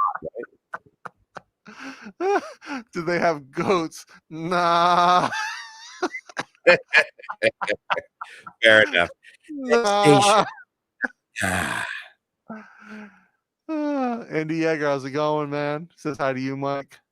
Hey, totally. I saw his name up there. Good to see you, buddy. Thank you guys for coming by. I really appreciate it. And I'm honored that you came over from wherever you came over to come to live my ass off. When both of us are really happy that you're over here. Yeah. If you would, I don't usually do this on my channel, certainly begging, but at the end of the day, if you guys would share our channel with your buddies or whatever and have them subscribe, we really need to get to 100 subs. This isn't the whole get me to 1,000 subs so we can get money or whatever. We'll figure out a way to do that and obviously distribute it in an appropriate way with integrity. But we would love to be able to get to 101 subs, because then we can get a lot more branding. And I think that will stuff. Yeah. So if you guys could share the channel, we would both really appreciate that. So yeah.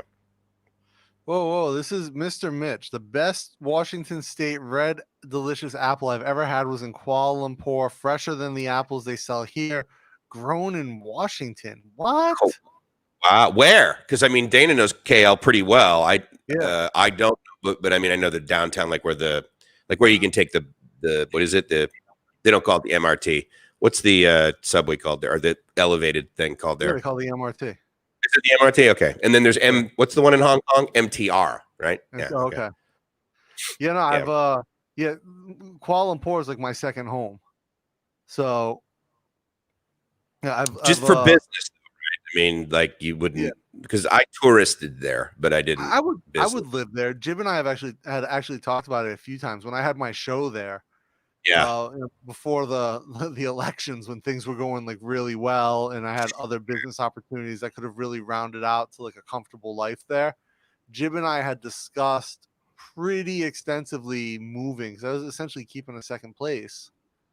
And Oh, I produced a number of shows. I hosted a number of shows in Malaysia, and traveled all over. I refed fights there, and so I know a lot of people. I've done business there. I've taught classes at universities, so it was feeling like it would be a pretty good opportunity wise. Like I probably, like, from an earning perspective, would probably be able to pull together like considerably more than opportunity. I would find more opportunity in the pipeline than here, right?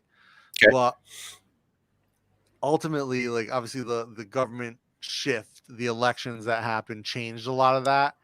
Sure. And then that ended up kind of putting the brakes on a lot of stuff. But also, at the same time, Jib would have done it, obviously, but it would have been more difficult for her to continue building her business, For sure. and then we wouldn't be in the position we're at now with the design studio and with everything that we do here. Yeah. Gracie and I gave Malaysia a try. We tried a couple of places. And again, this is just as a tourist or sort of thing. But again, anywhere that I went, basically, since my first trip to Thailand over here was like, okay, would I live here? Like, I definitely would live in Da Nang. Yeah. I mean, shit, Vietnam, the entire country is beachfront. I would live in Vietnam big time. I liked Ho Chi Minh City. But so I don't hate KL, Vietnam. I don't want to say that. You hate it? No, I don't want to say I hate it. I dislike. I couldn't live there. Where have you been? What cities? The Ho Chi Minh and Hanoi. That's standard. It. Yeah, that's it. Oh, well, there you go. Yeah, I mean, there's no. Yeah, those are the capitals, basically, right? But I'm a city guy. Like I need that urban hustle. Nothing compares to Bangkok. Kuala Lumpur is a great city, but it's not even close to Bangkok. Okay. So I agree. And of course you agree, because Bangkok's the greatest city in the world. Period. Yeah, raise the roof. So from the perspective of like, where could I live? I could survive in KL. KL is obviously much more modern than Thailand.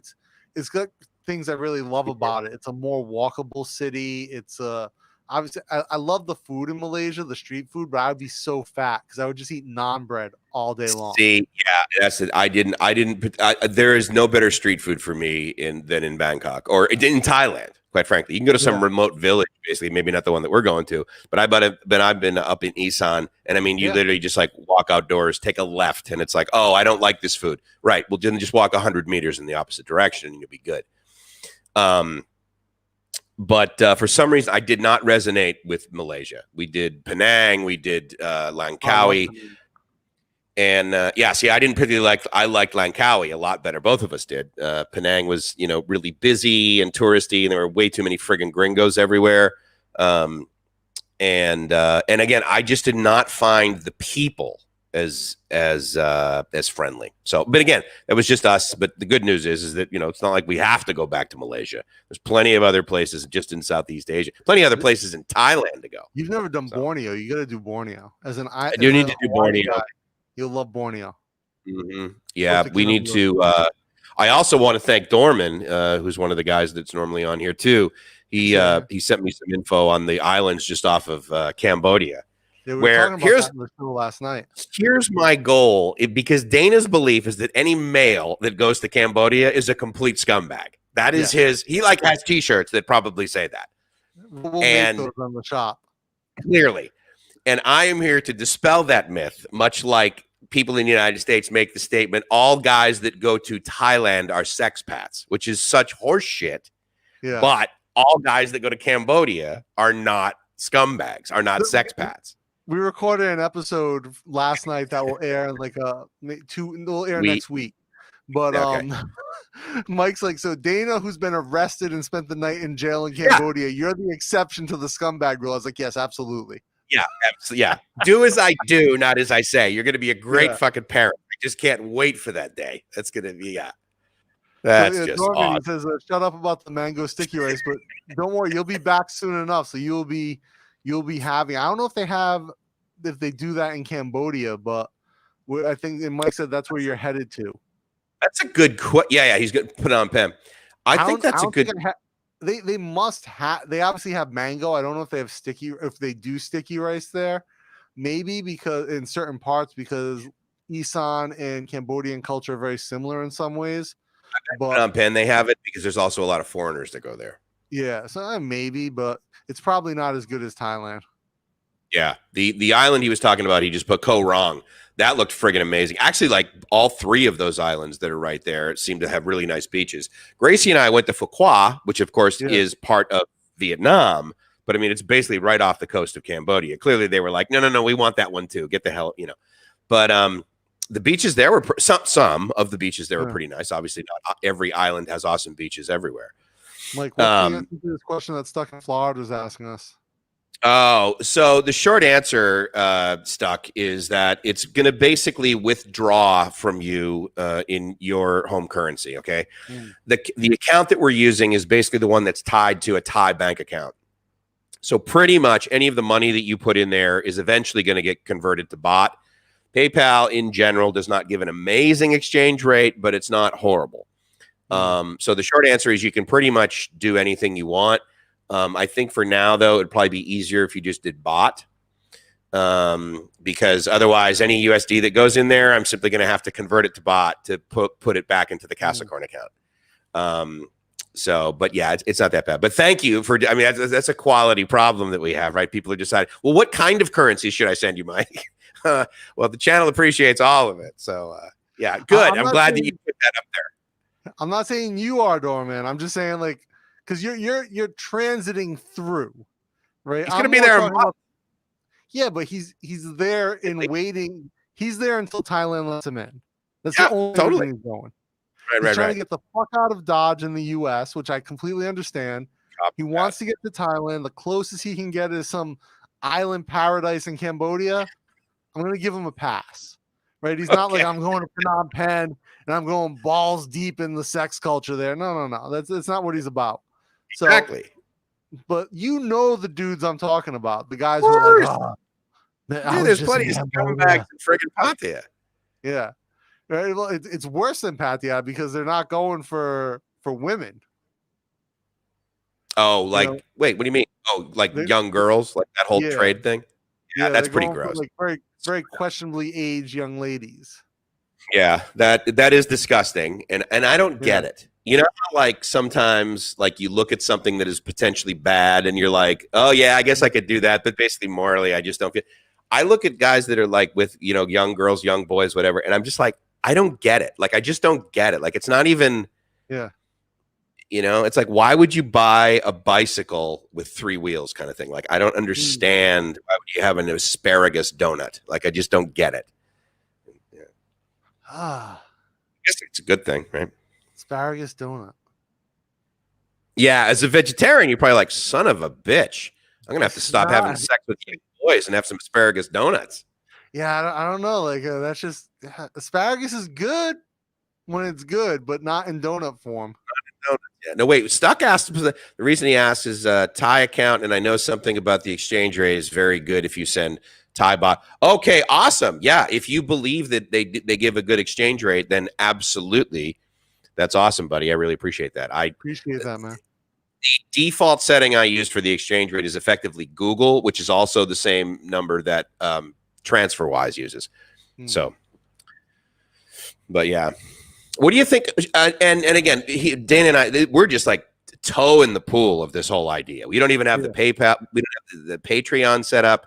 And just to be clear, when you go to that PayPal link, you will see my name on there because again, we do not have a business. There is no bank account that says Bangkok Strange on it. So we basically have to use, because when it transfers, but again, hopefully you trust me as well as Dana, to do the right thing here. And if you don't, I totally get that. Feel free to wait until, we form a limited partnership, which is going to be never in Bangkok because it's a complete pain in the ass. But yeah, I've got a business here, and even to open like a DBA under that, almost impossible. No, whereas in the U.S., you basically just all you do is you open it up and you type in D/B/A space additional company name, enter. Yeah. Bam. Yeah. Done. Yeah. I mean, I put that on your business card, Wow. Yeah, so here it is pain, but like I said, we're gonna run. We have plans for Bangkok Strange to grow it, to add a lot of value to you guys in the community.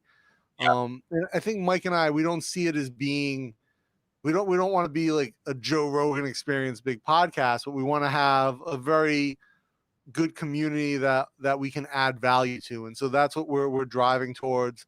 This project is part of that. Hopefully, like I said, we keep this going, and there might be other projects that we're able to do that help enrich not just Thailand, but the ability for foreigners to create value here as well. And I think totally agree. And I think, the other thing too, I think we got a comment. Dana mentioned, on a Bangkok Strain, someone either watched the podcast or watched the YouTube thing or the podcast, whatever. And they're like, you guys, even half the time, you don't even talk about Bangkok. Yeah. And I think your response was, yeah, we're a little, we're very flexible. What did you say? I can't remember. Free flow. We're free flow. We're free flow. Yeah. But here's the thing. I mean, I was like, kind of on the fence. Now that Dana and I are hanging out regularly and we have like this vision that's quite similar for a number of topics, I would completely agree. And I have adopted the phrase, Bangkok is the best city in the freaking world. Yeah. And that wasn't a hard conversion. Mike was like, it will be in 10 years. I'm like, it is now. And he's like, yeah. And don't forget, the reason I said that is because I knew other people would be like, no, New York is better for this reason. And I'm like, yeah, but that's the only one reason. The other 99 reasons are it's a fucking shithole. But again, there is so much about it. So I think the beauty of Bangkok Strange is, yes, there are strange things that occur over here. But I think what I'm hoping we do is we really take like the reasons this city is freaking spectacular that you could potentially deploy elsewhere. Yeah. Because, I like to think that people are part of my channel as well as part of this Bangkok Strange thing, probably part of yours too. Yeah, definitely who's watching mine, yeah. They want to make change too. So they're not just like, they're just not watchers, they're doers. Yeah. And so hopefully we can instantiate that and you guys can like take the backpack and, whether this podcast goes on or not, you can make your town as freaking spectacular as Bangkok. So, yeah. And I think one of the other things we'll definitely start to do in the future as well is I've started multiple businesses here in Thailand. Mike's involved with one of the startups I work with. So I think we'll probably like start to put together resources for you guys. Like, do you want to start a business? Like, because there's so much shit. There's a lot of shit out there, and wrong.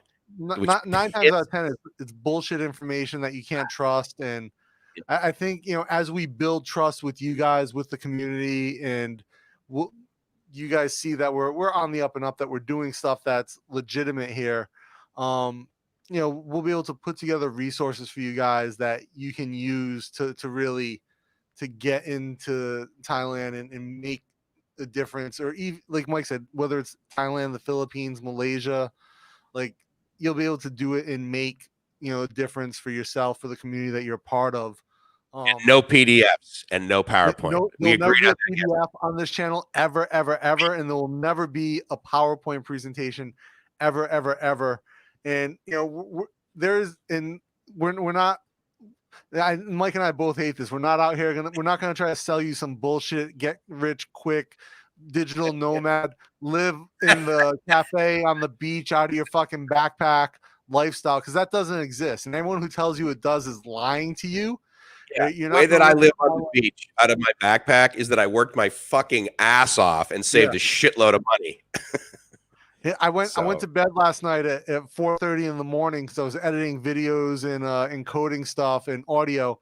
Woke up at like 8:30, made coffee, and jumped on this live stream 8:58. Mike's like, "What the fuck?" You've never been in radio. Yeah, Mike's been waiting for me.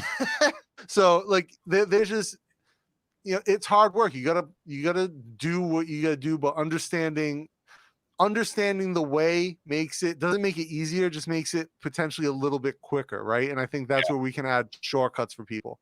Totally. But if you see, and my friend Eric was on my YouTube channel talking about this. He sort of mentioned it a little bit when he was on Bangkok Strange with Tony, but that show was about Tony.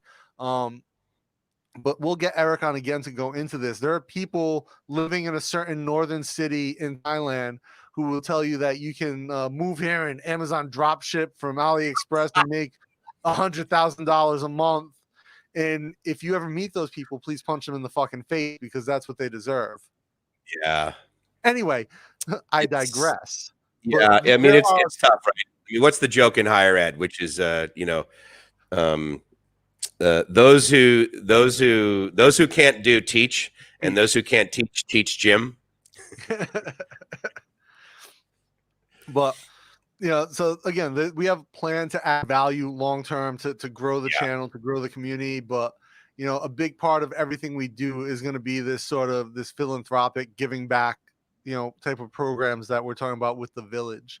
And to that, Aztec asked, so Mike Dana, have you actually got an idea of what you want to start hauling up the mountain, panels, batteries? What, got a cash figure in mind that we're aiming for? So you start on that. I'm going to grab something to drink. I'll be right back. I'll start breaking that down. Look at Mike with the Coke Zero first thing in the morning. See, the reason I was late, guys, is I woke up. I had to grind my coffee beans, preheat my French press, get the coffee going. I have a process. Mike doesn't respect the coffee process. He's like 3-in-1 coffee at home, 100-degree water, boom, done. Not cool. So to answer your question, Aztec, what do we want to start hauling up? We would like to be able to get a few solar panels, potentially 4, mounting kit for them, and a power bank. So like a professional, not professional, like a power bank that's to the grade of which that we believe can support the school, especially through the cloudier times of the year on a day or two of charging. Obviously, more than enough sunlight. You need to mount the panels because you have to get sufficient airflow under them. That is what we would like to be the first trip, and any excess money that we have left over from that, we want to try to throw that into, obviously we want to bring food up for the kids, cough medicine, school supplies, things of that nature as well, because one trip is essentially the same cost no matter what we bring up. So volume doesn't limit us. It's more just about being able to get it up there. We haven't put together the total cash figures yet. I'm going to reach out to a number of companies that make the power cell devices for like areas specifically like this. A few that I've worked with through the startup community in the past, and some that I interviewed on a show I did in Malaysia.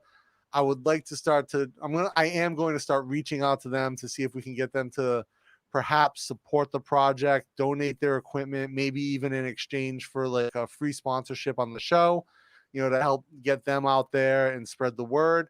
But ideally, we want to be able to bring up, at least for this first trip, panels, power bank, and potentially whatever other supplies and things that we can. And then I know that my wife and her fans, her community, will more than likely send up a number of other items like we did the first time, which were like knitted hats, knitted sweaters, things like that, because it does get very cold up there for probably about 5 months in the year. You'll wake up and there'll be frost on the ground. It gets to like 1 degree Celsius, 2 degrees Celsius. As far as I know, when we're up there, they told us it never gets to freezing, but it will hit 1-2 degrees, and it's not uncommon to see frost on the ground. So when we bring those types of things up, the kids were really happy. I was showing Mike photos last night of when we were giving out the hats and the sweaters at the school, and we had hundreds of hats that my wife's fans sent in, and sweaters. The kids were just like smiling ear to ear that they had like these handmade knitted and crocheted hats. Like they were just like so happy to have like bright colored hats or something new and warm. And it was, even the nights that we slept there was really cold. So it was definitely, something that they could use. I even brought a sweater up with me when we went because it was so cold that, I would walk around outside, super sunny, middle of the day, but it's like 15, 16 degrees Celsius. And unfortunately, when I lived in New England, that wasn't cold. But to me now, that's quite cold. Anything below 80 is bullshit. I can't do it. I see Mike is back drinking his 3-in-1. Absolutely, dude. I love this stuff. I love 3-in-1. I was explaining, Mike, that I woke up at like 8:20, and the reason I was like so late jumping on the stream was that I had to grind my beans, weigh them out, Oh You God, know, yeah. preheat the French press. You know, and make my brew. No, I have I have the engineer's coffee. You have the connoisseur's I don't do coffee. this bullshit 3-in-1. It's medium roasted Thai coffee beans from the north that I grind fresh every morning. Yeah, and Mike with this bullshit 100-degree 3-in-1. Yep, I can drink. I can find that stuff anywhere in Thailand, and I can make coffee in the time that it takes to boil the water. I am done done. Bam. Next finish. Add value. I have a heater that keeps my coffee at the temperature I want it. My water at the temperature I want it to make coffee. That's how serious I am about it. Mr. Mitch says, when I'm in Thailand and retired, I'll be hands-on with this project, with this or projects like it. Count me in. Awesome. Thank you, Mr. Mitch. Yeah, dude. I mean, money's one thing, but if you show up, dude, that would be epic. Yeah. Middle of low season, middle of COVID. It's like high season for the bars. No bar fines ever. Wait, where's that? Happy. It's Mike's fault if I share myself around these days. I'm loving the spiritual reward of giving and blessings. It's fucking awesome, dude. It's absolutely awesome. It feels really good. I will tell you, I don't believe in the phrase "it feels better to give than to receive." I really like receiving. It feels good to give, but I like receiving. Don't get me wrong. Chlamydia, true. I'm not so into receiving that. Exactly. Syphilis, not necessary. Not so much. So Stuck in Florida asks when we're going. So it's closer to Chiang Mai than Chiang Rai. It's we'll take the train to Chiang Mai, and then it's like a drive up to Mae Hong Son. We're gonna shoot for, I'm hoping, December, January. Get up there, do the work when it's still kind of cool. Get the panels installed. Spend a week. I was saying we don't have a number yet. We're going to be reaching out to, we don't have a dollar amount yet that we're looking to raise. But whatever we do raise, it'll be not just solar panels. The teacher will let us know whatever else she needs. So right, on top of the panels, on top of the batteries, and like I was saying, it'll cost us the same a trip up the mountain no matter what. Mm-hmm. So if she needs, new books or new pencils, like pens, for the student, pens are like stupid expensive out here for some reason. Like you can't buy. Isn't that weird? 10 Bic pens for like $1. It's like $1 a pen. It's really odd. Yeah, even like in macro, when you're buying it at volume, I'm like, wait a minute, this is a pack of 100. All they did is multiply 1 by 100. This is bullshit. There's no volume discount. Yeah. So, whatever cash is over for the solar system, it will be whatever their immediate needs are. We will spend as much as we can on that. Yeah. And I'm sure we're going to strong arm David from Driver into at least throwing some money in on this as well. Now that we're on the board, are you shitting me? We're going to make that an item on the next meeting. 2 votes. Anyone who disagrees, we can have that conversation one-on-one. Yeah, exactly. Either you vote our way or you can kiss our ass. So next item on the agenda? Yes. Absolutely. That's what good leaders do, guys. So we'll be driving towards that. Absolutely. But yeah, hopefully we're aiming December, January. We might not be able to get up in December due to road conditions. Rainy season is supposed to end in October. Last year, rainy season went all the way into November. And actually the last couple of years, it's gone all the way into November. Right. So, it's that's been kind of like tough. And so if it goes into November again, the roads might not be ready. Where basically they just take dirt and they fill in the ruts.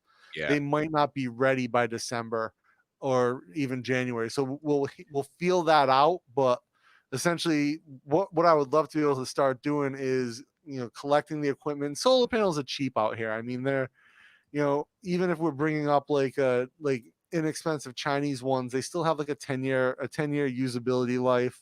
Yeah. And they're probably 50% capacity beyond that. And if you teach them how to take care of the leads and rewire them, you can still get additional years out. So, as long as you're not put Vaseline on everything, right? I mean, seriously, No, we'll get Bear up there, and Bear will. Soda water. Oh yeah, Bear's got his own Vaseline that he travels with. Yep. Let me ask you: the math that these kids learn Are we going to be, I mean, we could easily teach some of these kids that I'm thinking are like, 13, 14, 15 Ohm's law. I mean, we could be like, okay, look, like how much current Almost are you not going to need? complicated. Hmm. I mean, Simple math. Yeah. yeah. It's like, look, how much power do you need? We're going to have a 300-watt panel. Is that going to be enough? Well, we have these clippers. That's 5 amps. I mean, I would be psyched, dude, if basically our contact up there is some like 15-year-old kid and we pay him like $1,000 a month. And every month he comes down the hill, goes to like an internet cafe or something with his thing, brings us a whole bunch of pictures and says, okay, here's the mathematical calculations of what we need. I have no clue what this costs. Dude, that would be just friggin' amazing. We could definitely start to try to cultivate that for sure. $1,000 a month up there would be probably life-changing for some of these guys. Yeah. Mike, you can make a vaguely coffee-flavored beverage. Here's the thing. People are like, Mike, do you cook? I'm like, no. I purchase. That is exactly how the intake of energy occurs in this body. They're talking snow in Montana already? What the fuck? What part? I mean, that's... Dude, it's nah. Really? So like 2 years ago, Jib and I, not even 2 years ago, Jib and I were talking about potentially like moving to Montana.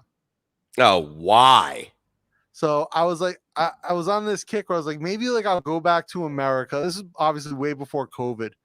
And I was like, go back to America and like be a teacher. Like, just like kind of, sort of like as a retirement, like a second or third act in my career. Okay. And I was like, I've got a master's degree already, so more than qualified. I've taught at universities for years and years. For almost a decade now, I've been teaching on and off at universities. But I was like, maybe I'll be like a high school teacher or something. Teach computer technology or teach science. Yeah. And I was like, where do they need teachers in the U.S.? And I was like, it'd be cool to live in like Wyoming, Montana, like the Badlands, something like that. Okay. The Dakotas. And so I started to look at it and I was like, yeah, probably not. Probably not. No. It didn't take long to be like, no, I looked at one town that was like hiring and they were like a 1-day drive from like the nearest city. And it was basically like a 2-day trip to make it happen. And I was like, what the fuck? Let me take a look at this. And money's not an issue, right? Pay's not like an issue, like for something like that. So I'm like, yeah, $35,000 a year, whatever. But your rent's like whatever. You buy a house for $35,000. Yeah, and so like houses were like less than like $60,000 out there. But then I'm looking, I'm like, all right, so restaurants in town, Subway, yeah, right? And like a Chinese restaurant and like some local like dinner club thing. I was like, I bet Jib would be disappointed. What's that? I bet Jib would be disappointed. I mean, there's such a difference, and one could argue lack, but certainly a difference in community in a place like that for her. So yeah, I think like probably I was like telling Jim, I was like, there's probably no Asian people in this town, so we probably go there and they think you're Indian, like American Indian, Native American. And she's like, really? I was like, no. They don't know what an Asian person is. They probably think she's Chinese because all Asians are from Taiwan. Right? From Taiwan. Yeah, exactly. Yeah, because Taiwan and Thailand, I mean, it's the same thing, right? Same thing. You speak Taiwanese? That's friggin' amazing. I heard that once. I'm like, did you graduate? Like, I don't I mean, no judgment of anyone who's got a GED, which apparently is not an easy exam. I didn't realize that. Really? How can it not be an easy exam? It's equivalent trust to me. That's exactly what I was thinking. And then because I would joke around. I'm like, oh my God, this guy doesn't even have his GED. Basically, using sarcasm and cynicism and making myself feel better by, right. And he says, hey, you know what? I'll tell you, the GED exam is not easy. And this was a guy like in his 50s or whatever. We were on a board of something. Yeah. And I was like, really? So, I mean, I tend to believe him. I've never seen it. I've never seen the GED exam, but I don't know if there's like trigonometry on it or not. Who knows? Like, it's an exam for people who either drop out of high school or actually, I know a few people who have done it because they didn't want to finish high school and they want to go to college early. Yeah, right. And the guy who I know who did that told me it was a breeze. Okay. Yeah. He took Well, I that mean, and again, the SATs in the same week. yeah. SATs. I'm trying to think. Well, certainly the math in the SATs wasn't difficult. Um, Was I it didn't do great on the English. snow in northern Texas? What? That's great. Well, to be fair, like if I remember, like summers are earlier back Yeah. home, and then the summer here. No, I'm sorry. No, yeah, the summers are The usually summer's later back. earlier. Summer's Summer's earlier earlier here. here. It's April, May. Weird. Yeah, so April, May. Well, I don't know if it's summer, but it's the hottest months. Yeah, right. Good point. Yeah, because I mean the days are same amount of daylight pretty much all year long. Yeah. Oh yeah. I mean, obviously, it gets dark a little earlier, December, January, but Not much. definitely hot as fuck April and May. Like, and it's just so it's super hot as fuck April and May. The rest of the year is just hot as fuck. I don't know if it was hot. I don't know. I would not say that I experienced that this year. The last it's September now. The last 6 months have been basically the same amount of heat. I have been sweating actually a lot more lately, but to be fair, I'm also wearing my backpack fully on my back for a longer amount of time when I'm walking. It's been crazy humid. So especially the last month, the humidity has been out of control, which I hate. And like it'll be to the point where I'm outside and it's not hot, but it's so humid, I'm just dripping in sweat. Yeah. I actually don't necessarily mind that unless, of course, I'm going to do something, really, really appropriate. Whereas it's like, I came over to your place yesterday and it's like, all right, well, some gay guy's going to basically take my measurements. And I'm sure, why whether was he measuring you for pants, just getting 2 shirts done. He kept measuring your crotch sizing. The hips, because remember how I said to him, you probably never seen anything this big and white before, big fella. No, I remember said to him, I want my shirt to be a little longer. And I looked at his shirt. And where it was going, it was basically the bottom of his shirt went to the bottom. What did you call that when you make that special like high density sewing thing real fast? The bar tack. Bar tack? Yeah. Yeah. So the bar tack that's basically at the bottom of the zipper on pants, right? Yeah. The horizontal. That's where the bottom of his shirt went. And I looked on mine. I said, yeah. So I need mine to go there. And so I think he wanted to make sure that there was a taper. So because I was like, oh, he's measuring my hips. That's sort of interesting. Yeah. There's been a lot of time around the cock. I don't know. Cack. Yeah, exactly. Well, what did they do to you? Like some girl, she like pointed to your whatever, right? So yeah, great story. So yesterday Mike was over here getting fitted for a shirt by one of the guys I know, and who makes like very funky shirts, kind of similar to the one he's wearing now, but it'll be much funkier. Yeah, and stoked for it. So he came over, and we know each other we went through the same sewing school. And so our sewing teacher, a very good friend of all of ours, and then another one of her students came by, who he does bridal design. He's really talented, this other guy, Tom. And so, but they came by and they were looking at my bar tack machine, because I have a bunch of industrial machines, and a lot of them prefer to use a domestic machine because it's like everything's kind of in one. Like you have a lot of different stitch options. Oh, And okay. if you have a high-end domestic, it's essentially the same speed, or not the same speed, but faster than a regular domestic, and you have a ton of options with one machine. Whereas I have to change machines to do different stitches. Like a high-end domestic, you can do it on. You can't do like a bar tack, but you can do a zigzag. You can do a buttonhole. You can do a. And how much is that? Where do you buy one of those? Where do I buy a high-end domestic? You'd probably, for a high-end domestic, I would say Medium and More is probably the shop to go to now over in Midtown, Samyang Midtown. Okay. Or you could go to my industrial guy sells higher end domestics as well. And what do those run? Anywhere from like probably starting around like 400 US. Oh, okay. It's like 12,000. Okay, wow, that's significant. Yeah. But like a regular domestic is 3,000 baht at Big C. 2,000 baht at Big C. But again, like you're paying with a domestic, you're paying for your stitch options. Yep. And you're paying for your motor strength, the speed. Okay. So, but my cheapest industrial is like less than $500 for like a lock stitch, but it Really? only does Okay. one stitch. It just does it fucking perfect. Yeah, right. And it can do it at 5,000 stitches a minute, And you whereas a can do, high-end domestic might do 1,500. yeah, and you're But yeah, going I for don't. volume. But anyway, no one here wants to hear about sewing, right? So, I or hear that about I my know shirt. of.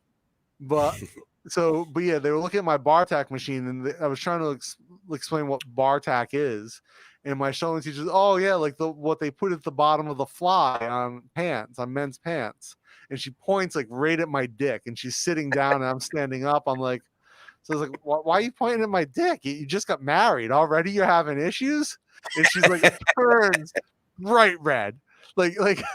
Just like, no, BB, no, it's bright red. Everyone's laughing. Nice, dude. That's hilarious. Yeah, but I felt no, I didn't feel bad at all. I can't even say that. I thought it was funny. So Yeah, no, it was totally funny. Hey, just so you know, I got a line messages now from Craig, which is yeah, David's brother. yeah, He gave me a heads up on a place to stay, which will be good because if you guys, if you don't know, and we'll announce this again, and you'll see it posted, of course, in all of the social media channels. But our next live stream for Bangkok Strange is going to be Thursday at about 6 p.m. Bangkok time, I think, right? yeah. I think that's what we're shooting for. 6 p.m. Thursday. So I got a place to stay. I'll ping him back and see like how good the internet is there. I'll just have him do a quick speed test and screenshot it to me. But yeah, hopefully it'll be from the beach. So it's not. You're definitely not staying at the same resort as last time. No, and in fact, well, okay, maybe it depends. My boat is supposed to arrive there at 4 p.m., which means I've got at least 2 hours of light, right? And I can cruise around. For me to rent a motorbike will take me 7 minutes, right off the pier, and then to drive up to the resort that I was at before, that will take me about 25, 30 minutes. So, but again, that's Wednesday. That's tomorrow, right? So, I mean, I got plenty of time to like check in. And of course, if I show up, they'll be like, "Yeah, we know you're in bungalow number 04. That's what you want, the closest one to the beach," because that was pretty cool. And and I did a walking live stream, so shit, I could do walking with StreamYard and cruise down to that isthmus and do it from there. Isthmus. You had good coverage on that island for sure. I know. Yeah, but see, here's the other thing too: is that like, I mean, I'm not friggin' sharing the back hall with anybody. True. Nobody's there. Would you say that was faster than Phuket? Yeah. Yeah. Strange. Yes, I would. But to be fair, Phuket is a big place. I was in Kamala, and one of the beaches that I did a walk and talk. You were chatting with me quite a bit, actually. The audio sucked, remember, because I had that big boom mic that I was way too close, so it was over modulating. But when I was walking on that beach, that was decent. It was decent coverage there. Surin, you've been there, yeah. I love Surin. Yeah, but I thought you had just like for the speeds you were getting on Koh Phangan. I was just like the video, obviously like some macro blocking and stuff, but you expect that from mobile, especially on a live stream, and especially with that amount of movement, right? You expect macro blocking. But I was just blown away by how good.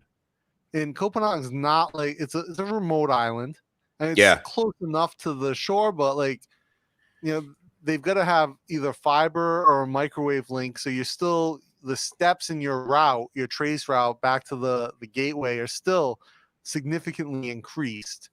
And it was great coverage. Like I don't think you dropped once on the beach. No, and the video quality was as if I had uploaded a video that I had recorded before. Yeah, it was really good. It blew me away. In fact, someone even commented, they're like, "Oh my God, what camera are you using?" I'm like, my same phone that I normally use. My Huawei spyware phone. No, actually, believe it or not, it's an LG. It's a Google Pixel. But but if you compare it to the live stream I did on, what's today? Today's Monday or Tuesday? Tuesday. So the one I did on Sunday from the coffee shop, that was just from watching from our desk. Yeah. His wife and they're like literally like this close, and they're like both watching and they're like commenting on the stream. But the video quality of that, yeah, and no super chats, by the way. Not just throwing that out there. but I was doing it on the same exact machine that I'm doing on it right now, and the video quality from that via through StreamYard was not good. I will look back through and this is decent video quality. Although I'm getting a little bit of jitter, a little bit of freezing on your video. Are you getting that from mine? I'm not. Okay, that's fine. It's because you're the one that's squirting it effectively. So are you guys seeing any jitter, any freezing on my end? If you're watching live, let me know. Dorman asked, "What's the PayPal link?" PayPal link is in the ticker on the bottom. Yeah, PayPal.me/Bangkok Strange. Yeah, and then just put a note like what it's for, and we can check it out and put this forward. And one thing Aztec says here real quick, he said, if I didn't have kids in school here, I'd be living in Thailand already. Dude, schools in Bangkok, if you live in Bangkok, some great options for schools. Not cheap, but some great options. Yeah, and that's a pretty fair point, because I mean there are some public schools in the United States, not the least of which is the one that I went to for high school, junior high, the whole thing, that are stellar, and of course free, right? Whether you go there or not, your property taxes are, and I mean a decent school here, not saying it's not cheap, that is an understatement. It's like the price of universities in the United States, right? I mean, it's like $1 million baht a year, or $1 million baht a semester, some of them. Right, precisely. Yeah. So, but the Yeah. quality of the education equals or surpasses that for the average public institution in the United States. So in here, they've got, I don't remember them doing this in the U.S. I don't remember it being an option, but there's programs here called International Baccalaureate. Baccalaureate, yeah. Baccalaureate, and I don't think that's a thing in the U.S. No, and in fact, many European countries, the students in their senior year take something called the baccalaureate, which is basically the sort of exit exam. It's kind of the equivalent of the bar from a law school perspective. And my first girlfriend, basically my first long-term girlfriend, she was from Morocco, and she was amazed but I met her in Boston. We were going to UMass, engineering student. Yeah. And she told me about like all the stuff that she went through before she ended up at university in the United States. And I was like, so how, do you just apply for it like I did? Like, how did that work? And she goes, well, I had to submit this and then my baccalaureate and all that. And I'm like, what are you talking about? So I don't know if they do that here because of the international schools. Is that part of the exiting? So there are those programs that are the International Baccalaureate or Baccalaureate or whatever they call it. And they have to do like a whole exam. And then there's other ones that are more of like an American system, or ones that are just like a straight British. And then I met this guy once. He was like, this is the first time I ever heard of that. I was like, I've never heard of that. And he's like, you're from America? He's like, it's very popular in America. He's a British guy. Like, it's very popular in America. I was like, yeah, definitely not, dude. Definitely not popular in America. I can tell you that. I've lived in multiple states, and I've never heard of this. I have a kid in school, and no, it's not a thing. He's like, oh no, it's a thing. I'm like, no. Okay, no. Based on your accent, of course you know what's going on, jackass. Yeah, he was all full of himself. He's like, well, yeah, you obviously don't know finer education in America. I'm like, yeah, okay, dude, we're done here. Christ, yeah, I got no use. We're done. So, what are some of the? There you go. Everyone's talking about your Dolly Parton shirt or your Bruno fashion shirt there. Love this shirt, dude. This is my favorite shirt. This is my strange shirt. Wait till you guys see the ones he gets. Oh, it's going to be over the top epic. You think this has multiple fabrics? Well, buckle up. So he says, Aztec saying, I'm a little grateful for COVID, though. I've gotten to know quite a few people through streams becoming more interactive. Got to list my arm long for places to go, stay, and see. Absolutely. It's, you got to make the best of any situation. And, Mike definitely personifies this. Live my ass off. Gratitude.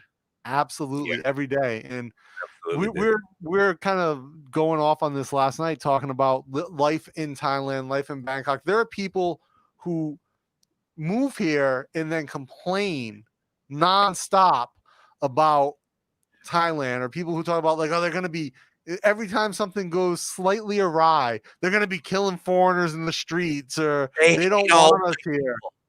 Yeah.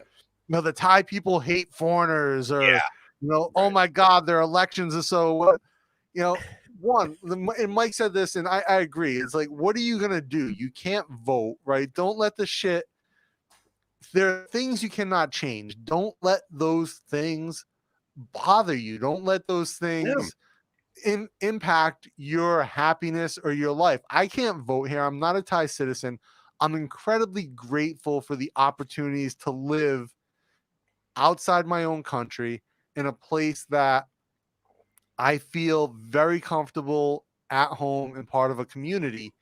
Yeah. And I'm super, super grateful for that every day. And I love living in Thailand. Are there things that are a little wonky and maybe crazy and odd compared or strange even compared to where I'm from? Yeah. But would I much rather be here? Absolutely.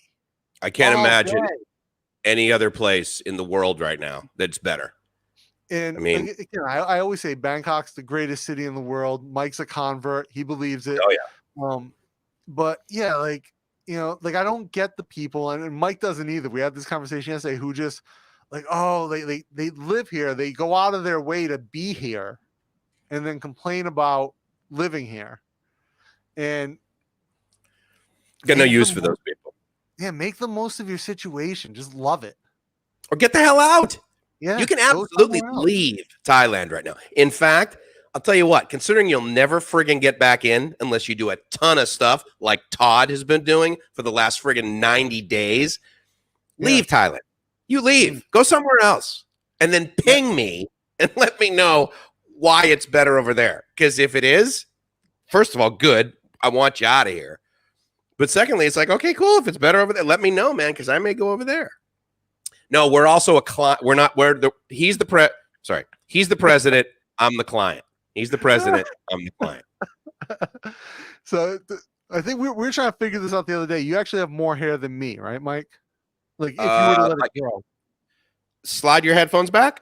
Where does your yeah. So I have a little bit more on the front. I have about another 2 or 3 inches, and you can see there would be less of my scalp. I have some in the back. So I have a little bit of scalp in the back. So I've got like, this is a little isthmus of, it's a quickly receding isthmus of hair that connects the two shores of my and let's make the note that he is 10 years younger than me. Yeah, exactly. So yeah, I started getting gray hair though at like 18, like 1 or 2, right? And then of course recently, until I shaved my head, which I waited way too long to do. I should have done it years before. I was basically inking my hair. I was dying. Now that said, Dana also shaved this morning before this show to give you kind of an idea of how quickly that freaking juts out of his face. That's basically about 6-7 hours growth right there you got going on? 30 minutes. Yeah. So have you ever questioning his testosterone? No. I posted a photo the other day on Facebook from my 20s. And I posted, I had a full head of hair. It was me with Hoist Gracie at the first ever grappling Hall of Fame like induction ceremony. And nice. I was getting an award, and he was being the first inductee ever. And we took a photo together, and I had a full head of hair, and I posted it. And I was like, at one time in my life, I actually had hair. And but then I look at the photo, and I can actually see the first spot where I remember started going bald, where it started to recede. I was like, fuck. In your 20s. Like yeah. So yeah, I was significant. I had significant receding hairline by my late mid 20s for sure. Wow. So like in my early 20s, it started to thin in like these two spots. Like what do they call that when it recedes and you get like the little peak, like you get a peninsula. I thought I was gonna get that, but no, it just it started. It never stopped. You went all isthmus, no peninsula. You went all isthmus. Yeah. See, now did he just freeze up and dump out, or did I? Usually, I'm the guy that like loses connectivity and has to come back in. So I'm not quite sure. I mean, I can check it out on the YouTube, but as far as I know, I am still on the stream and he is not. which is very interesting because as far as I know, we'll have to revisit that. But as far as I know, he has fiber in his house. Yeah. I'm on and he's not. So, and which is once again, I got to tell you guys, if you have any desire to do a live stream with anyone ever, and you want to like be able to display this chat, like StreamYard. Again, they do only about 10 things. You can't do layers and that sort of thing, but those 10 things they do really, really, really well. And if you want to, so to one of you guys that shared with me that you were able to click on the link that I had for TransferWise, which puts money in your pocket as well as mine, by the way. But it puts, it's like you're signing up for TransferWise, but you also will get like free transfers for a while. And I believe I will get some amount of money. I'm not quite sure what it is, but it's not nothing. It's like $10 or something. But the point is that I also have a link for StreamYard if you guys want to use that, which is one of my Doodly links. So dude.ly, Doodly/StreamYard. If you guys want to check that out, I highly recommend it. And here's the downside, though. Because I'm a guest, basically, on Dana's stream that he did this, I cannot display any comment other than the wise-ass one from Gomor Hike. So that's going to stay up there regardless of what we talk about, clearly. So guess how much that makes my ego feel? No, I am more than happy. I love being bald, guys. I think it is absolutely one of the best things that I ever did. And so let me refresh this and make sure that I've got the comments over here on YouTube. And I'm confident that Dana will be back. I'm actually kind of surprised that it's been this long, other than the fact that he may have a power outage that's happening in his place, which is kind of like one of those deals where maybe it's a power outage on his block. Because if you've experienced my live streams before, you know, for the most part, that I will, well, on my side, you may not see this. On my side, I see like the swirling circle, like is happening right now, and then it'll come back. How you doing, buddy?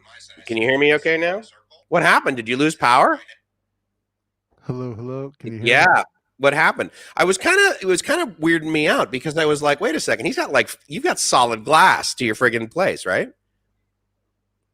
You got fiber going in, don't you? Can you not hear me? You can't hear me? Oh, dude, come on. I'm the one that's like actually live right now, and you're not? That's so weird. I don't know what's going on. That's really bizarre, guys. Check. Because, yeah, I can hear that, but no.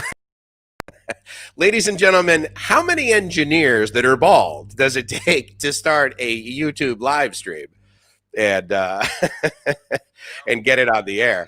But yeah, so hopefully he's going to go through the YouTube playing and he's going to realize that I could hear him, but he couldn't hear me.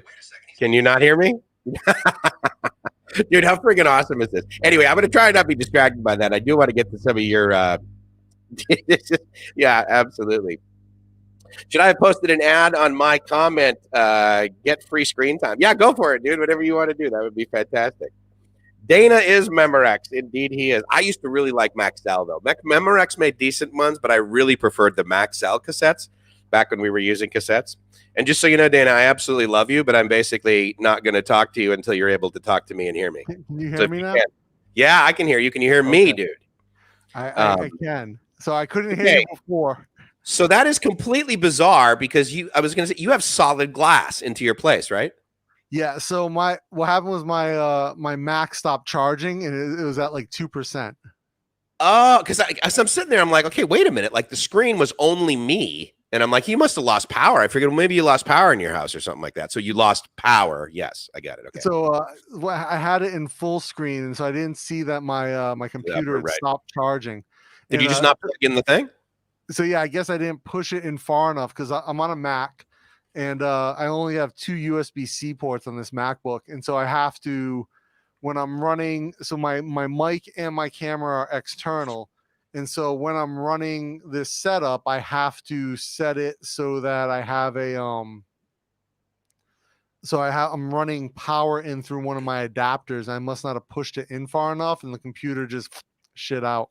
So it'll be interesting to see, because right now I believe that your video is clearer. Mine is not as clear as yours, I believe, on the end product. Okay. but I don't believe you're going to be freezing. And it will be interesting to see because I could postulate that because you were on battery power the whole time, potentially the Mac was at a setting or is the default setting that they're like, okay, well, I'm on battery power, so I'm basically going to, use less CPU at the end of the day. So that's what I think happened because I was down to like I said 2%. I'm up to like 14 right now. Yeah, it is right because it's USB-C, right? Yeah. So do So fast track. what happened was it was just like draining down. So you've been stuck with this Hair Club for Men infomercial. Exactly. Yeah. So I'm really excited for you to get back because the fucking guest cannot change the goddamn comments, and so my ego is absolutely crushed right now. I was saying how stoked I am that I'm bald. It doesn't bother me. Picard was bald. Oh yeah.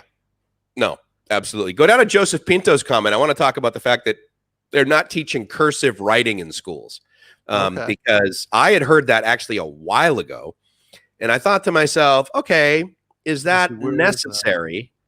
It's about 5 below Hike's comment about Hair Club.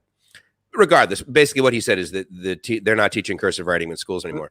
That's true. And yeah, it is. And I thought to myself, I suppose that makes sense. I mean, again, if you're going to spend attention units in front of young people and teach them, the most appropriate stuff, one could argue that having that skill is not necessarily, key. However, potentially they do it not just so you can actually write that way, but maybe it gives you additional skills. I don't know. I don't know whether as part of doing it, you learn how to make the characters non-cursive in a better way. My handwriting sucks. I don't know about yours. Yeah, so does mine. That's why I learned to type.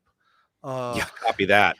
Yeah. But I do know from I know a few people have argued that cursive facilitates cognitive development. I don't know how true that is. I don't know if there's research on that. I've just heard people argue that. And it may not be true.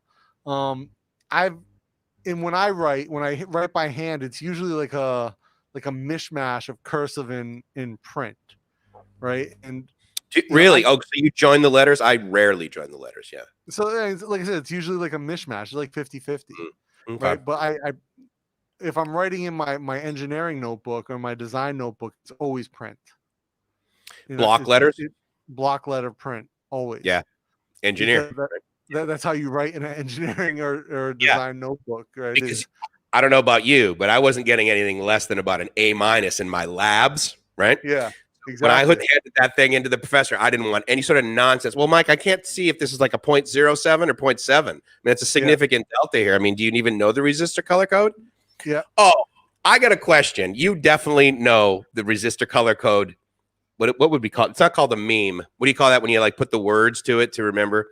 Bad boys raped by young girls. Violet gives women. Yeah, anagram. So, even the girls in my lab learned that. But I'm thinking in today's age where it's female lives mattered long before black lives mattered, apparently. And so I'm thinking, how are they teaching? Because that's the only way I can remember it. Right? Brown, black, red, right? Yeah. And so I don't know. Maybe there's got to be another way. Regardless, we could probably go on to a different comment if you'd like. Yeah. Is that woman's shirt, Mike? Yes. Absolutely. No, it's a man's shirt, but this is Thailand. Anything's are possible. I'll tell you what, it's a ladyboy shirt. How's that? And she gave it right off her back. So see, well, I'm scrolling through the comments. I look great for 60. Yeah, nice. Because I'm 10 years younger than Mike. So yeah, it makes sense. He meant kilos. You look great for 60 kilos. I wish. Not since third grade. Yeah. I'm at 90. This morning I'm at 95, 96, something like that. I prefer to be 90. I like being 90. Yeah, but I haven't been below one. I haven't been below one. No, I can't say that because when I ran the half marathon in Bangkok 5 years ago, I got down to 107. Okay. Kilos. Which is the lightest I've ever been as an adult. I'm in the 120s right now, 123. but I wanted to go down. And when I was professional fighter, I would fight it like I'd be like 119, 120. You're at 123 now. You're 270.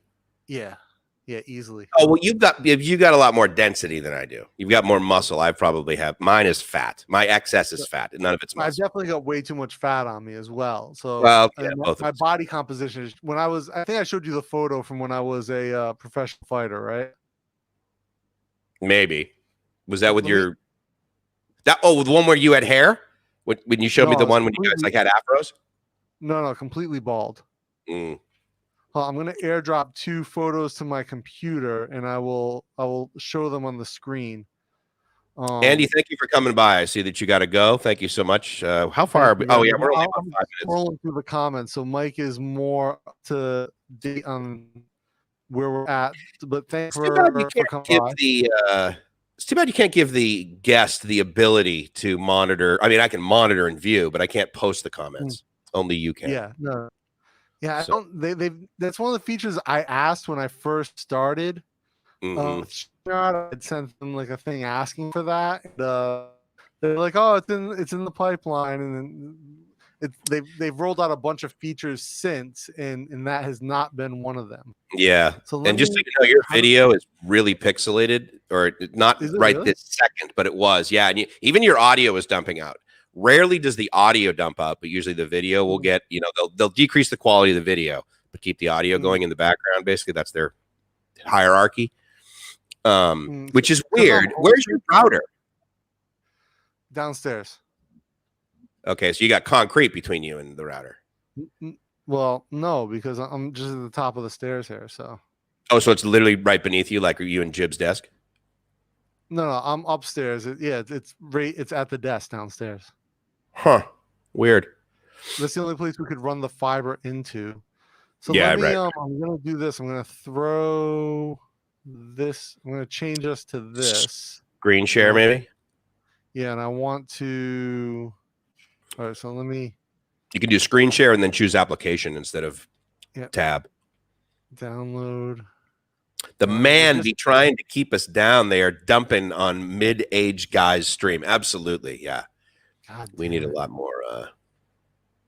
So quick look. And just thank you guys, by the way, for updating in the comments about who was live and who was that sort of thing. Because obviously, me viewing it is one thing, but I want to make sure that you guys have the best user experience. Well, both of us do.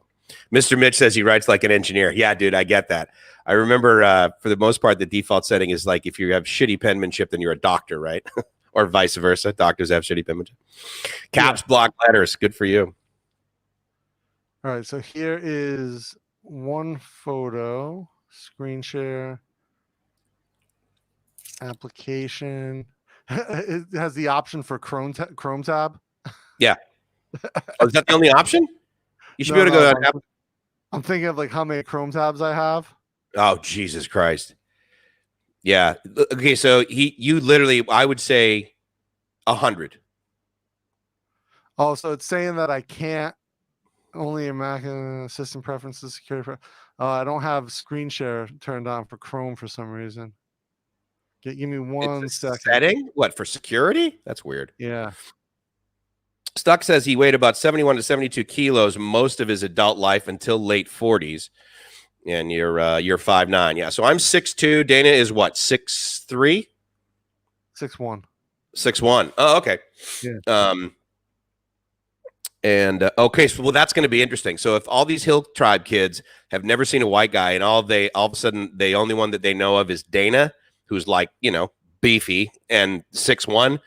So I'm going to show up, and I'm not beefy, but I've got pretty broad shoulders, and I'm bald, and I'm 6'2". They're going to be like, okay, thank God we don't know any foreigners, because clearly they're going to attack us. This is like, what is it? What was that? What was that kid's story about the giant, the giant? Yeah, they had the Jack and the Beanstalk. Yeah. Jack and the Beanstalk. Yeah. Mm-hmm. So here in privacy, I'm looking for Chrome. Oh my God, dude! It's all complicated. You have a guy for this? You need to outsource this, bro. You don't have a guy for this? Yeah. I don't have a security guy. Yeah, exactly. Stock says Max L didn't stretch out as fast as Memorex. Really? I never experienced that with my Max L cassettes. In fact, I found the fidelity on the Max L's, especially when I used Dolby C, to be better than when I used Memorex. But again, who knows? Maybe if I had, I tried to compare apples to apples, if you will, in the sense that like whatever cassette was $20, I would buy that, for both brands. TDK, I was never impressed with. I don't think they had decent cassettes, but Max L was my go-to. Additionally, I think for less money, in my mind, the Max L's were better for the money than the Memorex. But So I'll have to reboot to get it to screen share. oh So my God, dude, what kind of computer are you using? right. Mother of God, what do you got? Like Windows 3.11? Oh, here it is. It worked. Windows for work groups. Holy God, 2003. dude, 2003. So fully shaved. So I had a little goatee action. Yeah. But that's it though. Full head was fully shaved. Yeah, it's 119 kg, 265 pounds. Wow. That's absolutely crazy. So wait, so hold on. How long ago was that? 17 years ago? Yeah. Uh, That was my first MMA. My first MMA fight ever was my pro debut, because at the time Massachusetts didn't have amateur MMA, so I only had the option to fight professional. And what does that mean? I mean, does it just mean more visibility, or you had to like do different qualifications, or what? It means you're fighting. Like, I ended up fighting a guy with significantly more experience than me. And how'd you do? I obviously won. Not by knockout in I don't know, like 11 seconds or something. You won not by knockout in 11 seconds? I won by knockout in 11 seconds. So you just punched the guy in the face, he fell on the mat. Yeah. Jesus Christ. That's pretty awesome. What is that trophy? Is that just simply like a first place trophy? It's just something they gave me. It's like a little, like, here you go. Are your boobs bigger than hers? I think they are, actually. Possibly. No, she had, so the way the shadow is, you can't see her boobs. She had a nice little rack. That was the ring girl. Yeah, I think the appropriate word there is little. Nice little rack. No, she had like probably some nice C cups. There was another ring girl on the other side of my other side in this photo, but she wanted nothing to do with the sweaty heavyweight in the ring. So you know what? Open-minded. See, that should have been your first clue. Like, okay, white chicks, done. Thai girls love sweaty white guys. Wait, what? And then I'll show another one here real quick. Yes, that's me. Aztec. That was 17 years ago, though. Like we said. Then one Hike, other you're so funny. You always ask what the topic is when you're on a video with me. Don't you know that there never is one? Put it this way: the title of this live stream wasn't Dana's 2003 boob shots, but yet here we are. Oh, dude. Okay, you obviously know what the most awesome thing is for me in this picture. WBCN. Absolutely. 104 FM WBCN Boston, live from Lansdowne Street. Yeah. Oh my God, the Rock of Boston, WBCN. Yeah. Charles Lacadera. What was that festival they used to do every year? I went to that a few times. Oh, good question. I mean, don't forget, I left in '89, so might have been after. Yeah, Go More Hike. Yeah, I was a professional MMA fighter. I fought. So when I was younger, I had 3 fights. I was 2-1 in MMA, and I was a competitive submission grappler. I grappled all over North America for a time. I was the top ranked amateur submission grappler, and I did grappling matches against like the top heavyweights in the world. All over the U.S., Canada, for probably about a 6-year period. I would go to a tournament almost every week. But you came here for that too. You like toured Southeast Asia doing that same thing, didn't you? I was a referee in Southeast Asia, so I refereed fights in Southeast Asia. But then I did take a fight like at 37 years old. I decided to give it a shot, and I had a fight. I didn't win.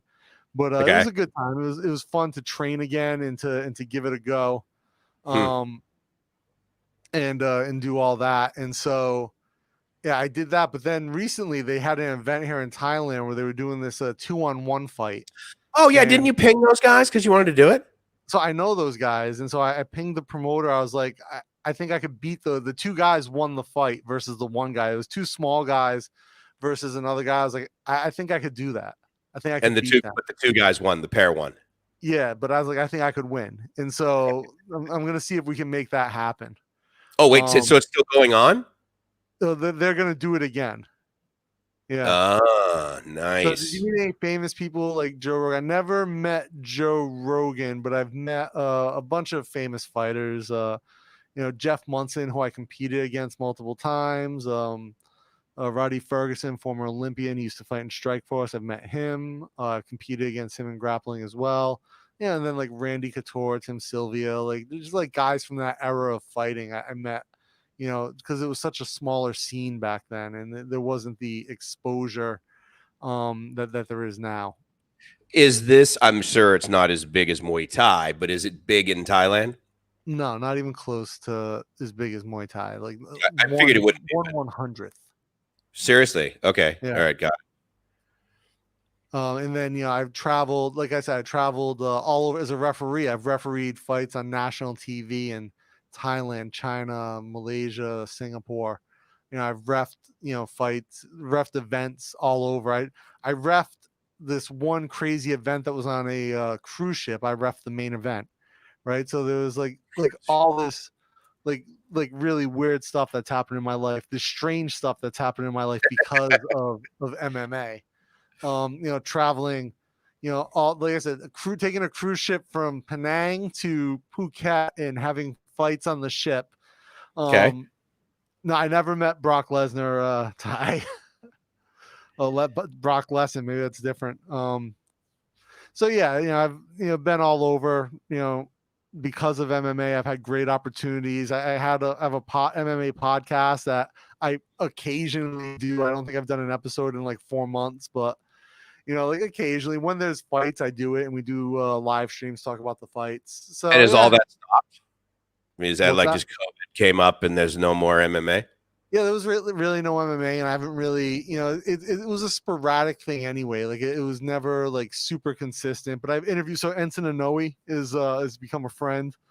He's a famous fighter, American, but lives in Japan now, and he fought in Pride. So he came on. I did an interview with him, and so yeah, MMA has just been something that's been a cool constant in my life since like the 2000s. And it's funny because I never planned to be a fighter, and the whole reason that my first fight happened, the one I showed the photo from, was someone who I trained with, very small, he's like a featherweight, was fighting on a card for a title, Mm-hmm. for the featherweight title of this organization. And they had the co-main event fell through, and it was like one of the other guys, like the main guy in the co-main fight, couldn't do it, and they needed a heavyweight to fill in. And they were calling around to the different gyms saying like, hey, are there any heavyweights available? Can we set up a fight? And I had never fought. And this guy, I'd seen the guy who I ended up fighting fight like at least 3 times prior to this. And so they were like, my coach was like, the only heavyweight we have is Dana, and I don't know that he wants to fight. And the promoter was like, oh, if you could ask Dana, that'd be great, because everyone knows who he is. Because the grappling, MMA and grappling are very, very similar, like communities. So everyone locally knew me because I was at every tournament, and Okay. I would win. I won probably almost every tournament. And Okay. for 5 years, I didn't place lower than third in a tournament. And Nice. so for grappling, and then so my coach asked me, I was like, I don't really know. He's like, well, Dan, my teammate, is fighting for a title on this card. The card could be in jeopardy, is what he told me, if they don't find a replacement. Not a lot of heavyweights. He's like, you're one of the few, and it's close by. You're already in good shape because you got tournaments coming up. So like a 4-week camp isn't a big deal. We'll just work on your striking a little more and see what happens. We put a game plan together. I trained, and first fight, like they tie your cup on you. It's not like a athletic cup like high school. They're metal cups, and That's right they behind tie. you. Yeah, like the one.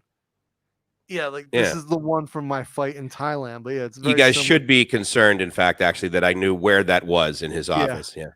And you can see it ties on. And so these are metal. You can see the Yeah. inside. This is metal. This is XL, obviously. Yeah, right. Show Yeah, off. no matter what size these are, I'm sure they just all say XL. Otherwise, you get on the mat, you're like, oh, Yeah. medium. So these tie on, and so they tie this on. And as soon as they tie it on, I'm like, oh, I gotta pee. My coach is like, you're not peeing. You just Awesome. put your cup on. I'm like, oh my god. I'm like so nervous, right? And get in the fight, and we have this game plan. Like I'm gonna circle out. I'm gonna work my jab, put him against the cage, or put him against the ropes, hit the takedown, and try to work top position and get the submission. The bell rings, fucking so nervous. My mind just goes, my game plan is out the window. I come in, I hit the double jab, and then I hit him with an overhand right and a slide right in for a hip throw. Toss him. He lands on his head. Land on top of him and just start punching him in the head, out cold, like 11 seconds. They stop it. I get up, I turn around, I walk to my corner, I start to step out through the ropes. Like I'm done, right? I'm like, I go to the bathroom, I'm gonna puke. I don't know what's going on.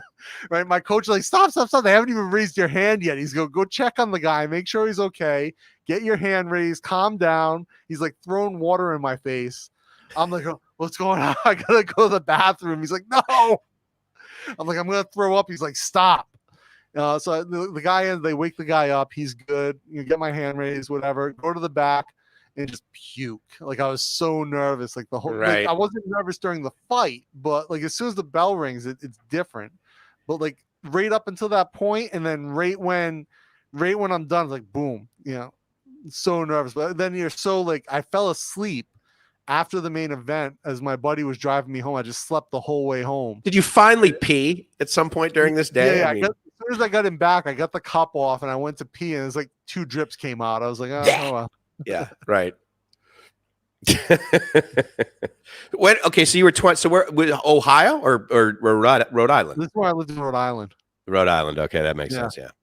Because I was going to say, I'm thinking, Ohio, really? I can't imagine that that's the epicenter for. Dorman? Yeah, no, I was not a DJ on BCN. I would have been psyched to. The only DJing I did in Boston was ZLX, professional. Yeah, the only DJing I did in Boston was at the college radio station.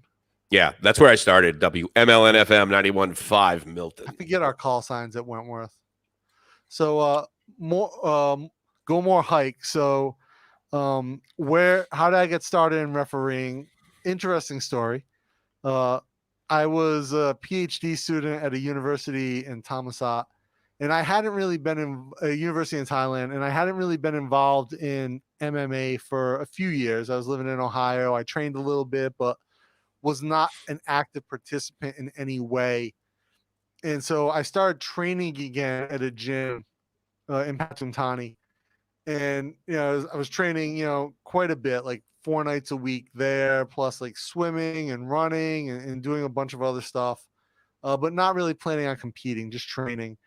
And they were going to have an MMA tournament, and they didn't have a referee. And they're like, can you referee? I was like, well, I've reffed grappling before. I've never really reffed MMA, but whatever. I'll give it a go. I'll give it the old college try, if you will. And this said the was PhD candidate. Yeah. It was an MMA tournament. It was like tournament format. The winner fought like 3 times in one day. The guy who wins the tournament. It was in a parking garage in the university, and they put mats on the floor and then just kind of put fencing up, like caging, like chain link fence around the mat in a pseudo octagon shape, and like zip tied it together. Awesome.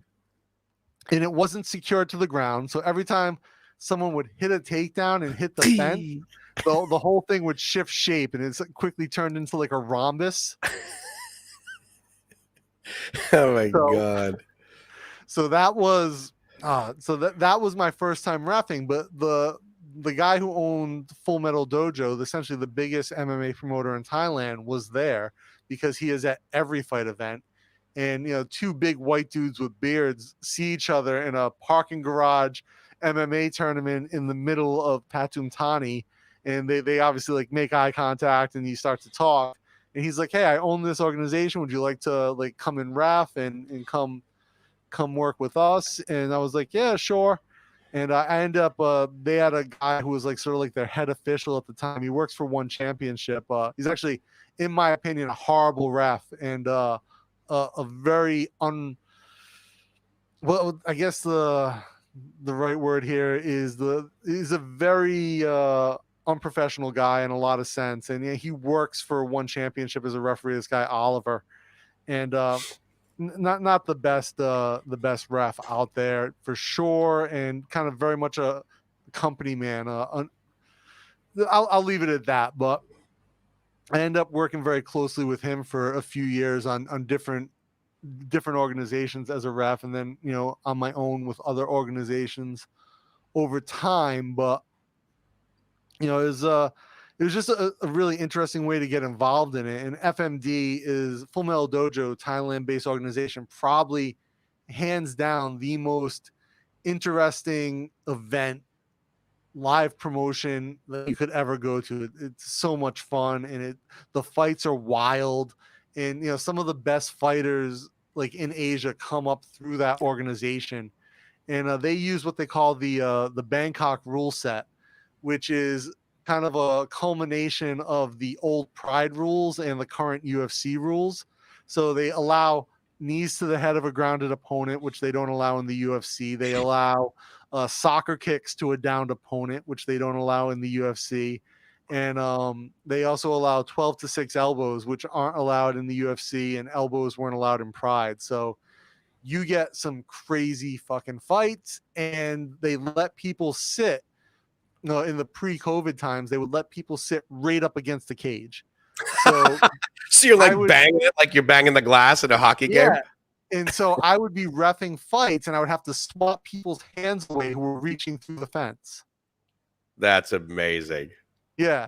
And they live stream. So actually, if you want to see their last event where they did all types of crazy matchups, like open weight fights, they did one, the human cockfighting rules, where it was kicks only.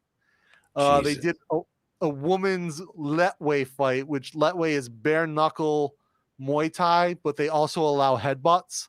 Oh my God. It was two women who did that. They did the 2-on-1 fight.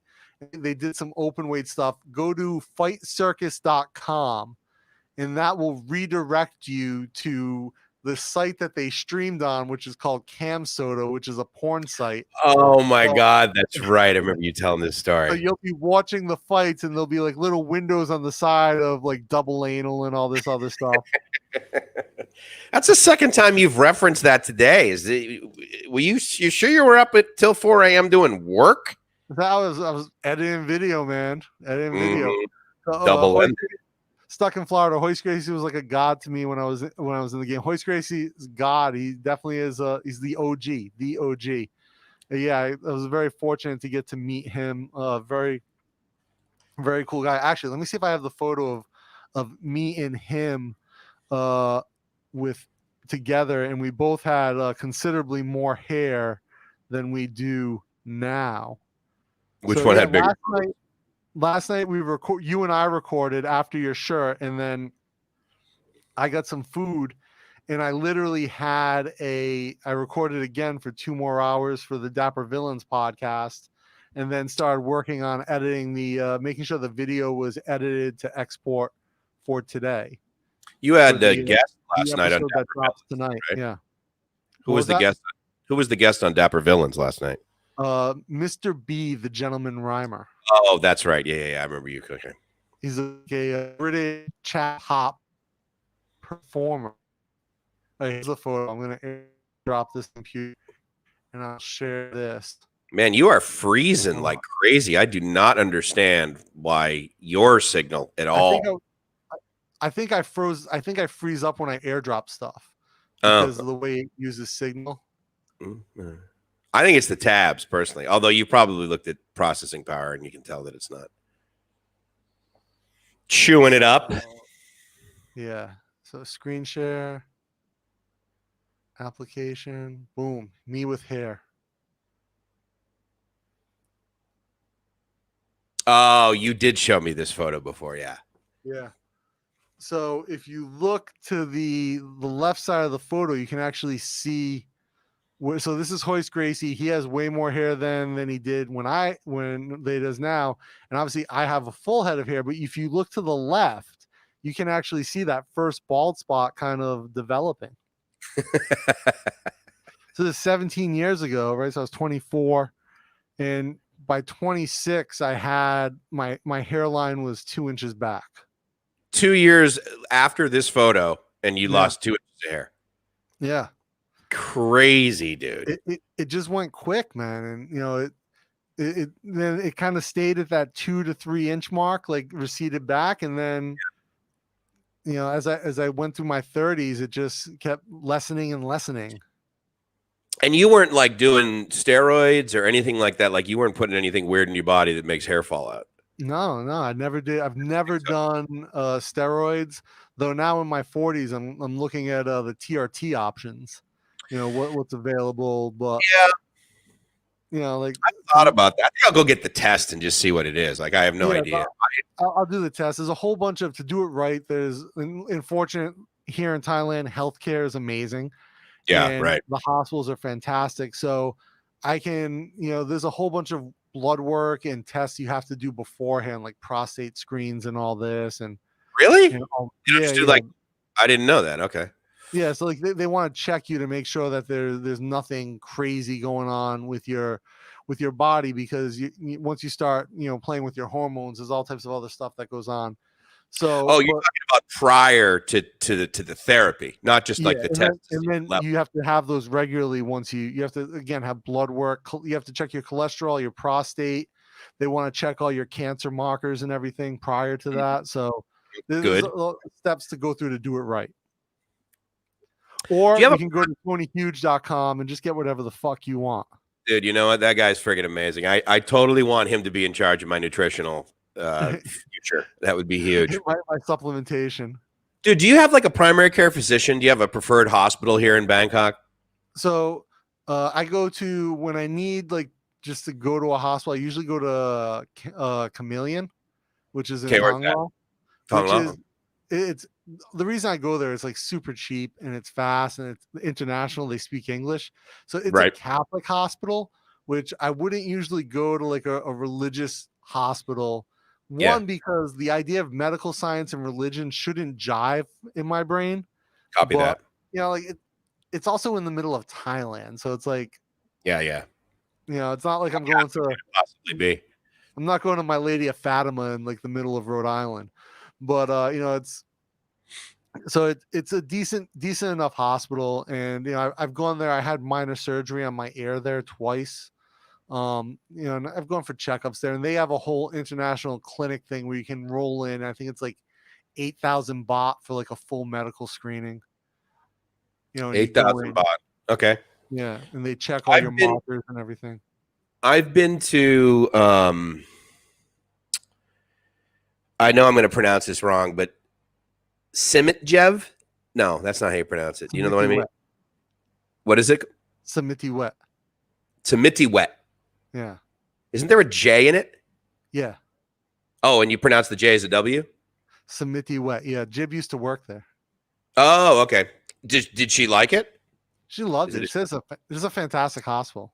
Yeah, it looked pretty good. The other one I went to was closer to Ekamai, which is Sukhumvit Hospital, and that was fantastic too. Yeah.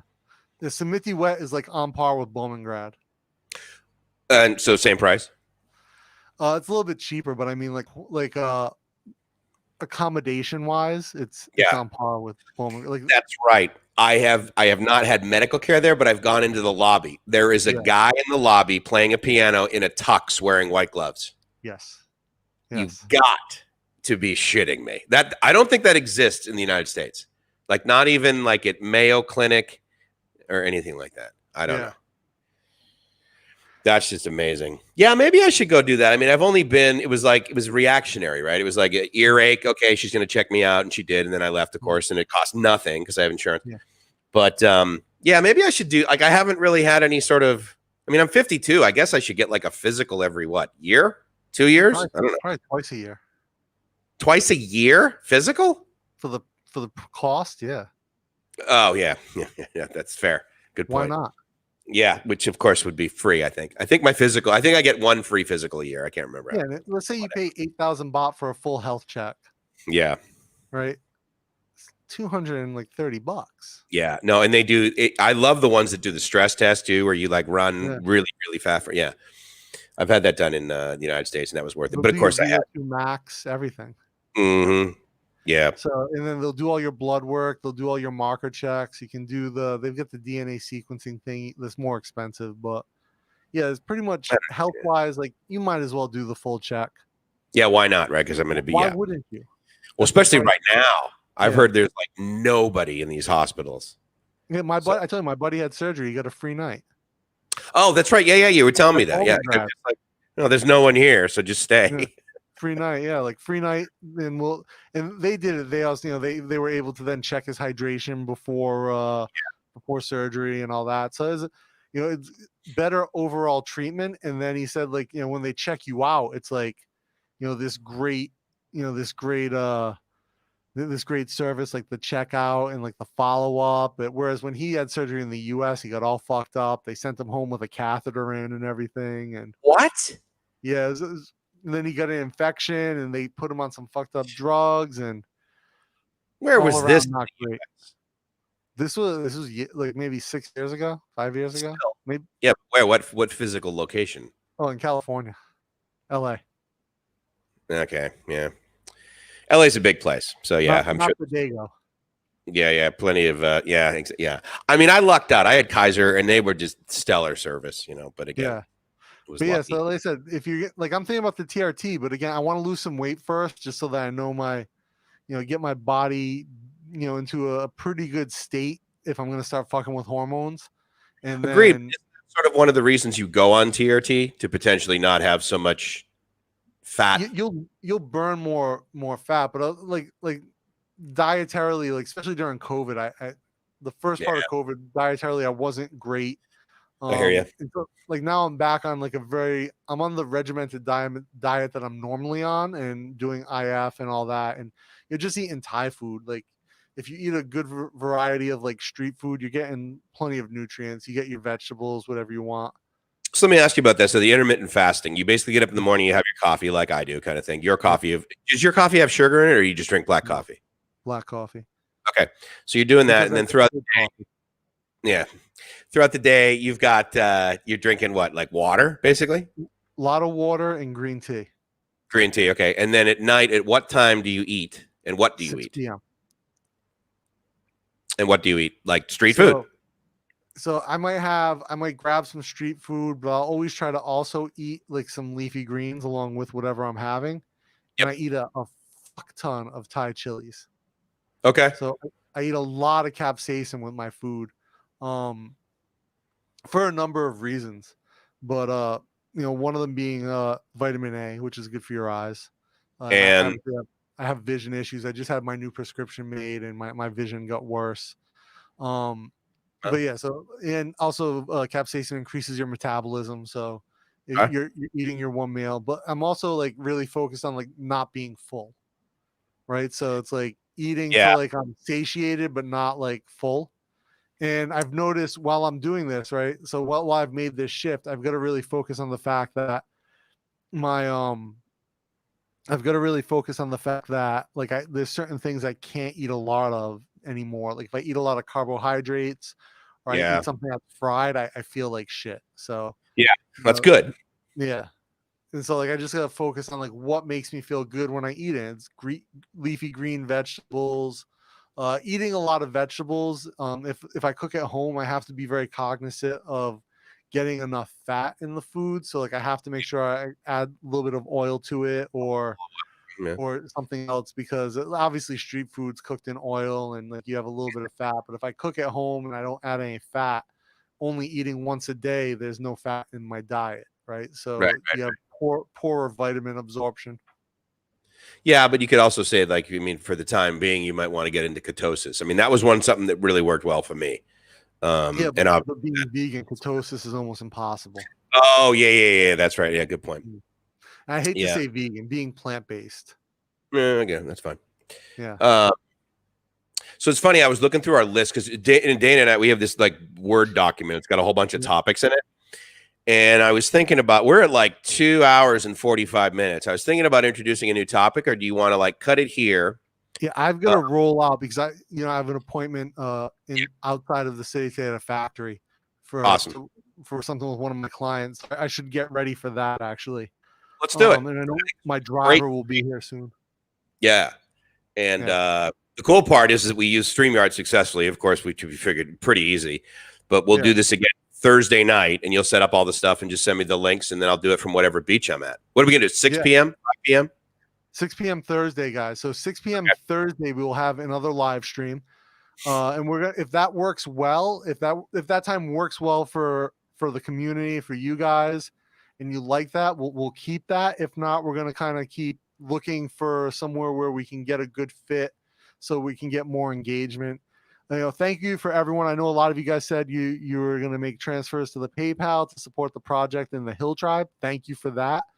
We will get, when Mike's back from his vacation, inside his retirement vacation, we will set up the Patreon and we'll work on the tiers and stuff like that. And like I said, there'll be, if there's something that you guys want value add from us, let us know. BangkokStrange@gmail.com. Please do. Email if something that you would see value in a Patreon tier, as well as on top of supporting the community projects like with the Hill Tribe or other stuff that we do. Let us know, and we will start to see what we can incorporate. And also, do not forget to check out the shop.bangkokstrange.com for our merch. Ours should be arriving this month, so you'll be able to see the t-shirts on us, see the mugs. We got the stickers as well. And so there's just some Bangkok Strange, and like anything you guys buy from there, a chunk of that money will go to support the projects with anything we're doing, the Hill Tribe or whatever else. Yeah, and I'm really looking forward to doing that because, again, like many things Dana and I do, we just like have an idea and it just meshes, and it seems to basically grow from there. It's not just an idea and then we forget about it. So I'm really excited about that. That's going to be great. And then the other thing too is that as we roll through this, and obviously our first trip up there, December, January, eventually you guys are going to be able to physically come over here, and then hopefully you can join us doing projects like that. But obviously the other thing too is that we're always going to talk about strange shit that happens here in Bangkok. So with that said, I want you guys to definitely email BangkokStrange@gmail.com if you're like, dude, I've heard that blank happens. Like, is it like right now it's Pride Month? I'm thinking there should be friggin' lady boys up and down the sidewalk. Why aren't there? And so, naturally I'm disappointed. Where else am I going to get another shirt? Well, now you got Nong Earth banging them out for you. Yeah, Nong Earth banging. I gotta love that. Great sentence. Actually, right. He's done some dresses for a couple lady boys that came by when I was still taking sewing classes. A couple lady boy friends of his came by the studio to get measured for shirts. Awesome. And one of them, like, it could have been if I was a lady boy. One of them, she was. We definitely had similar looks and builds. All right. Well, on that note, until next time. Stay strange. Peace.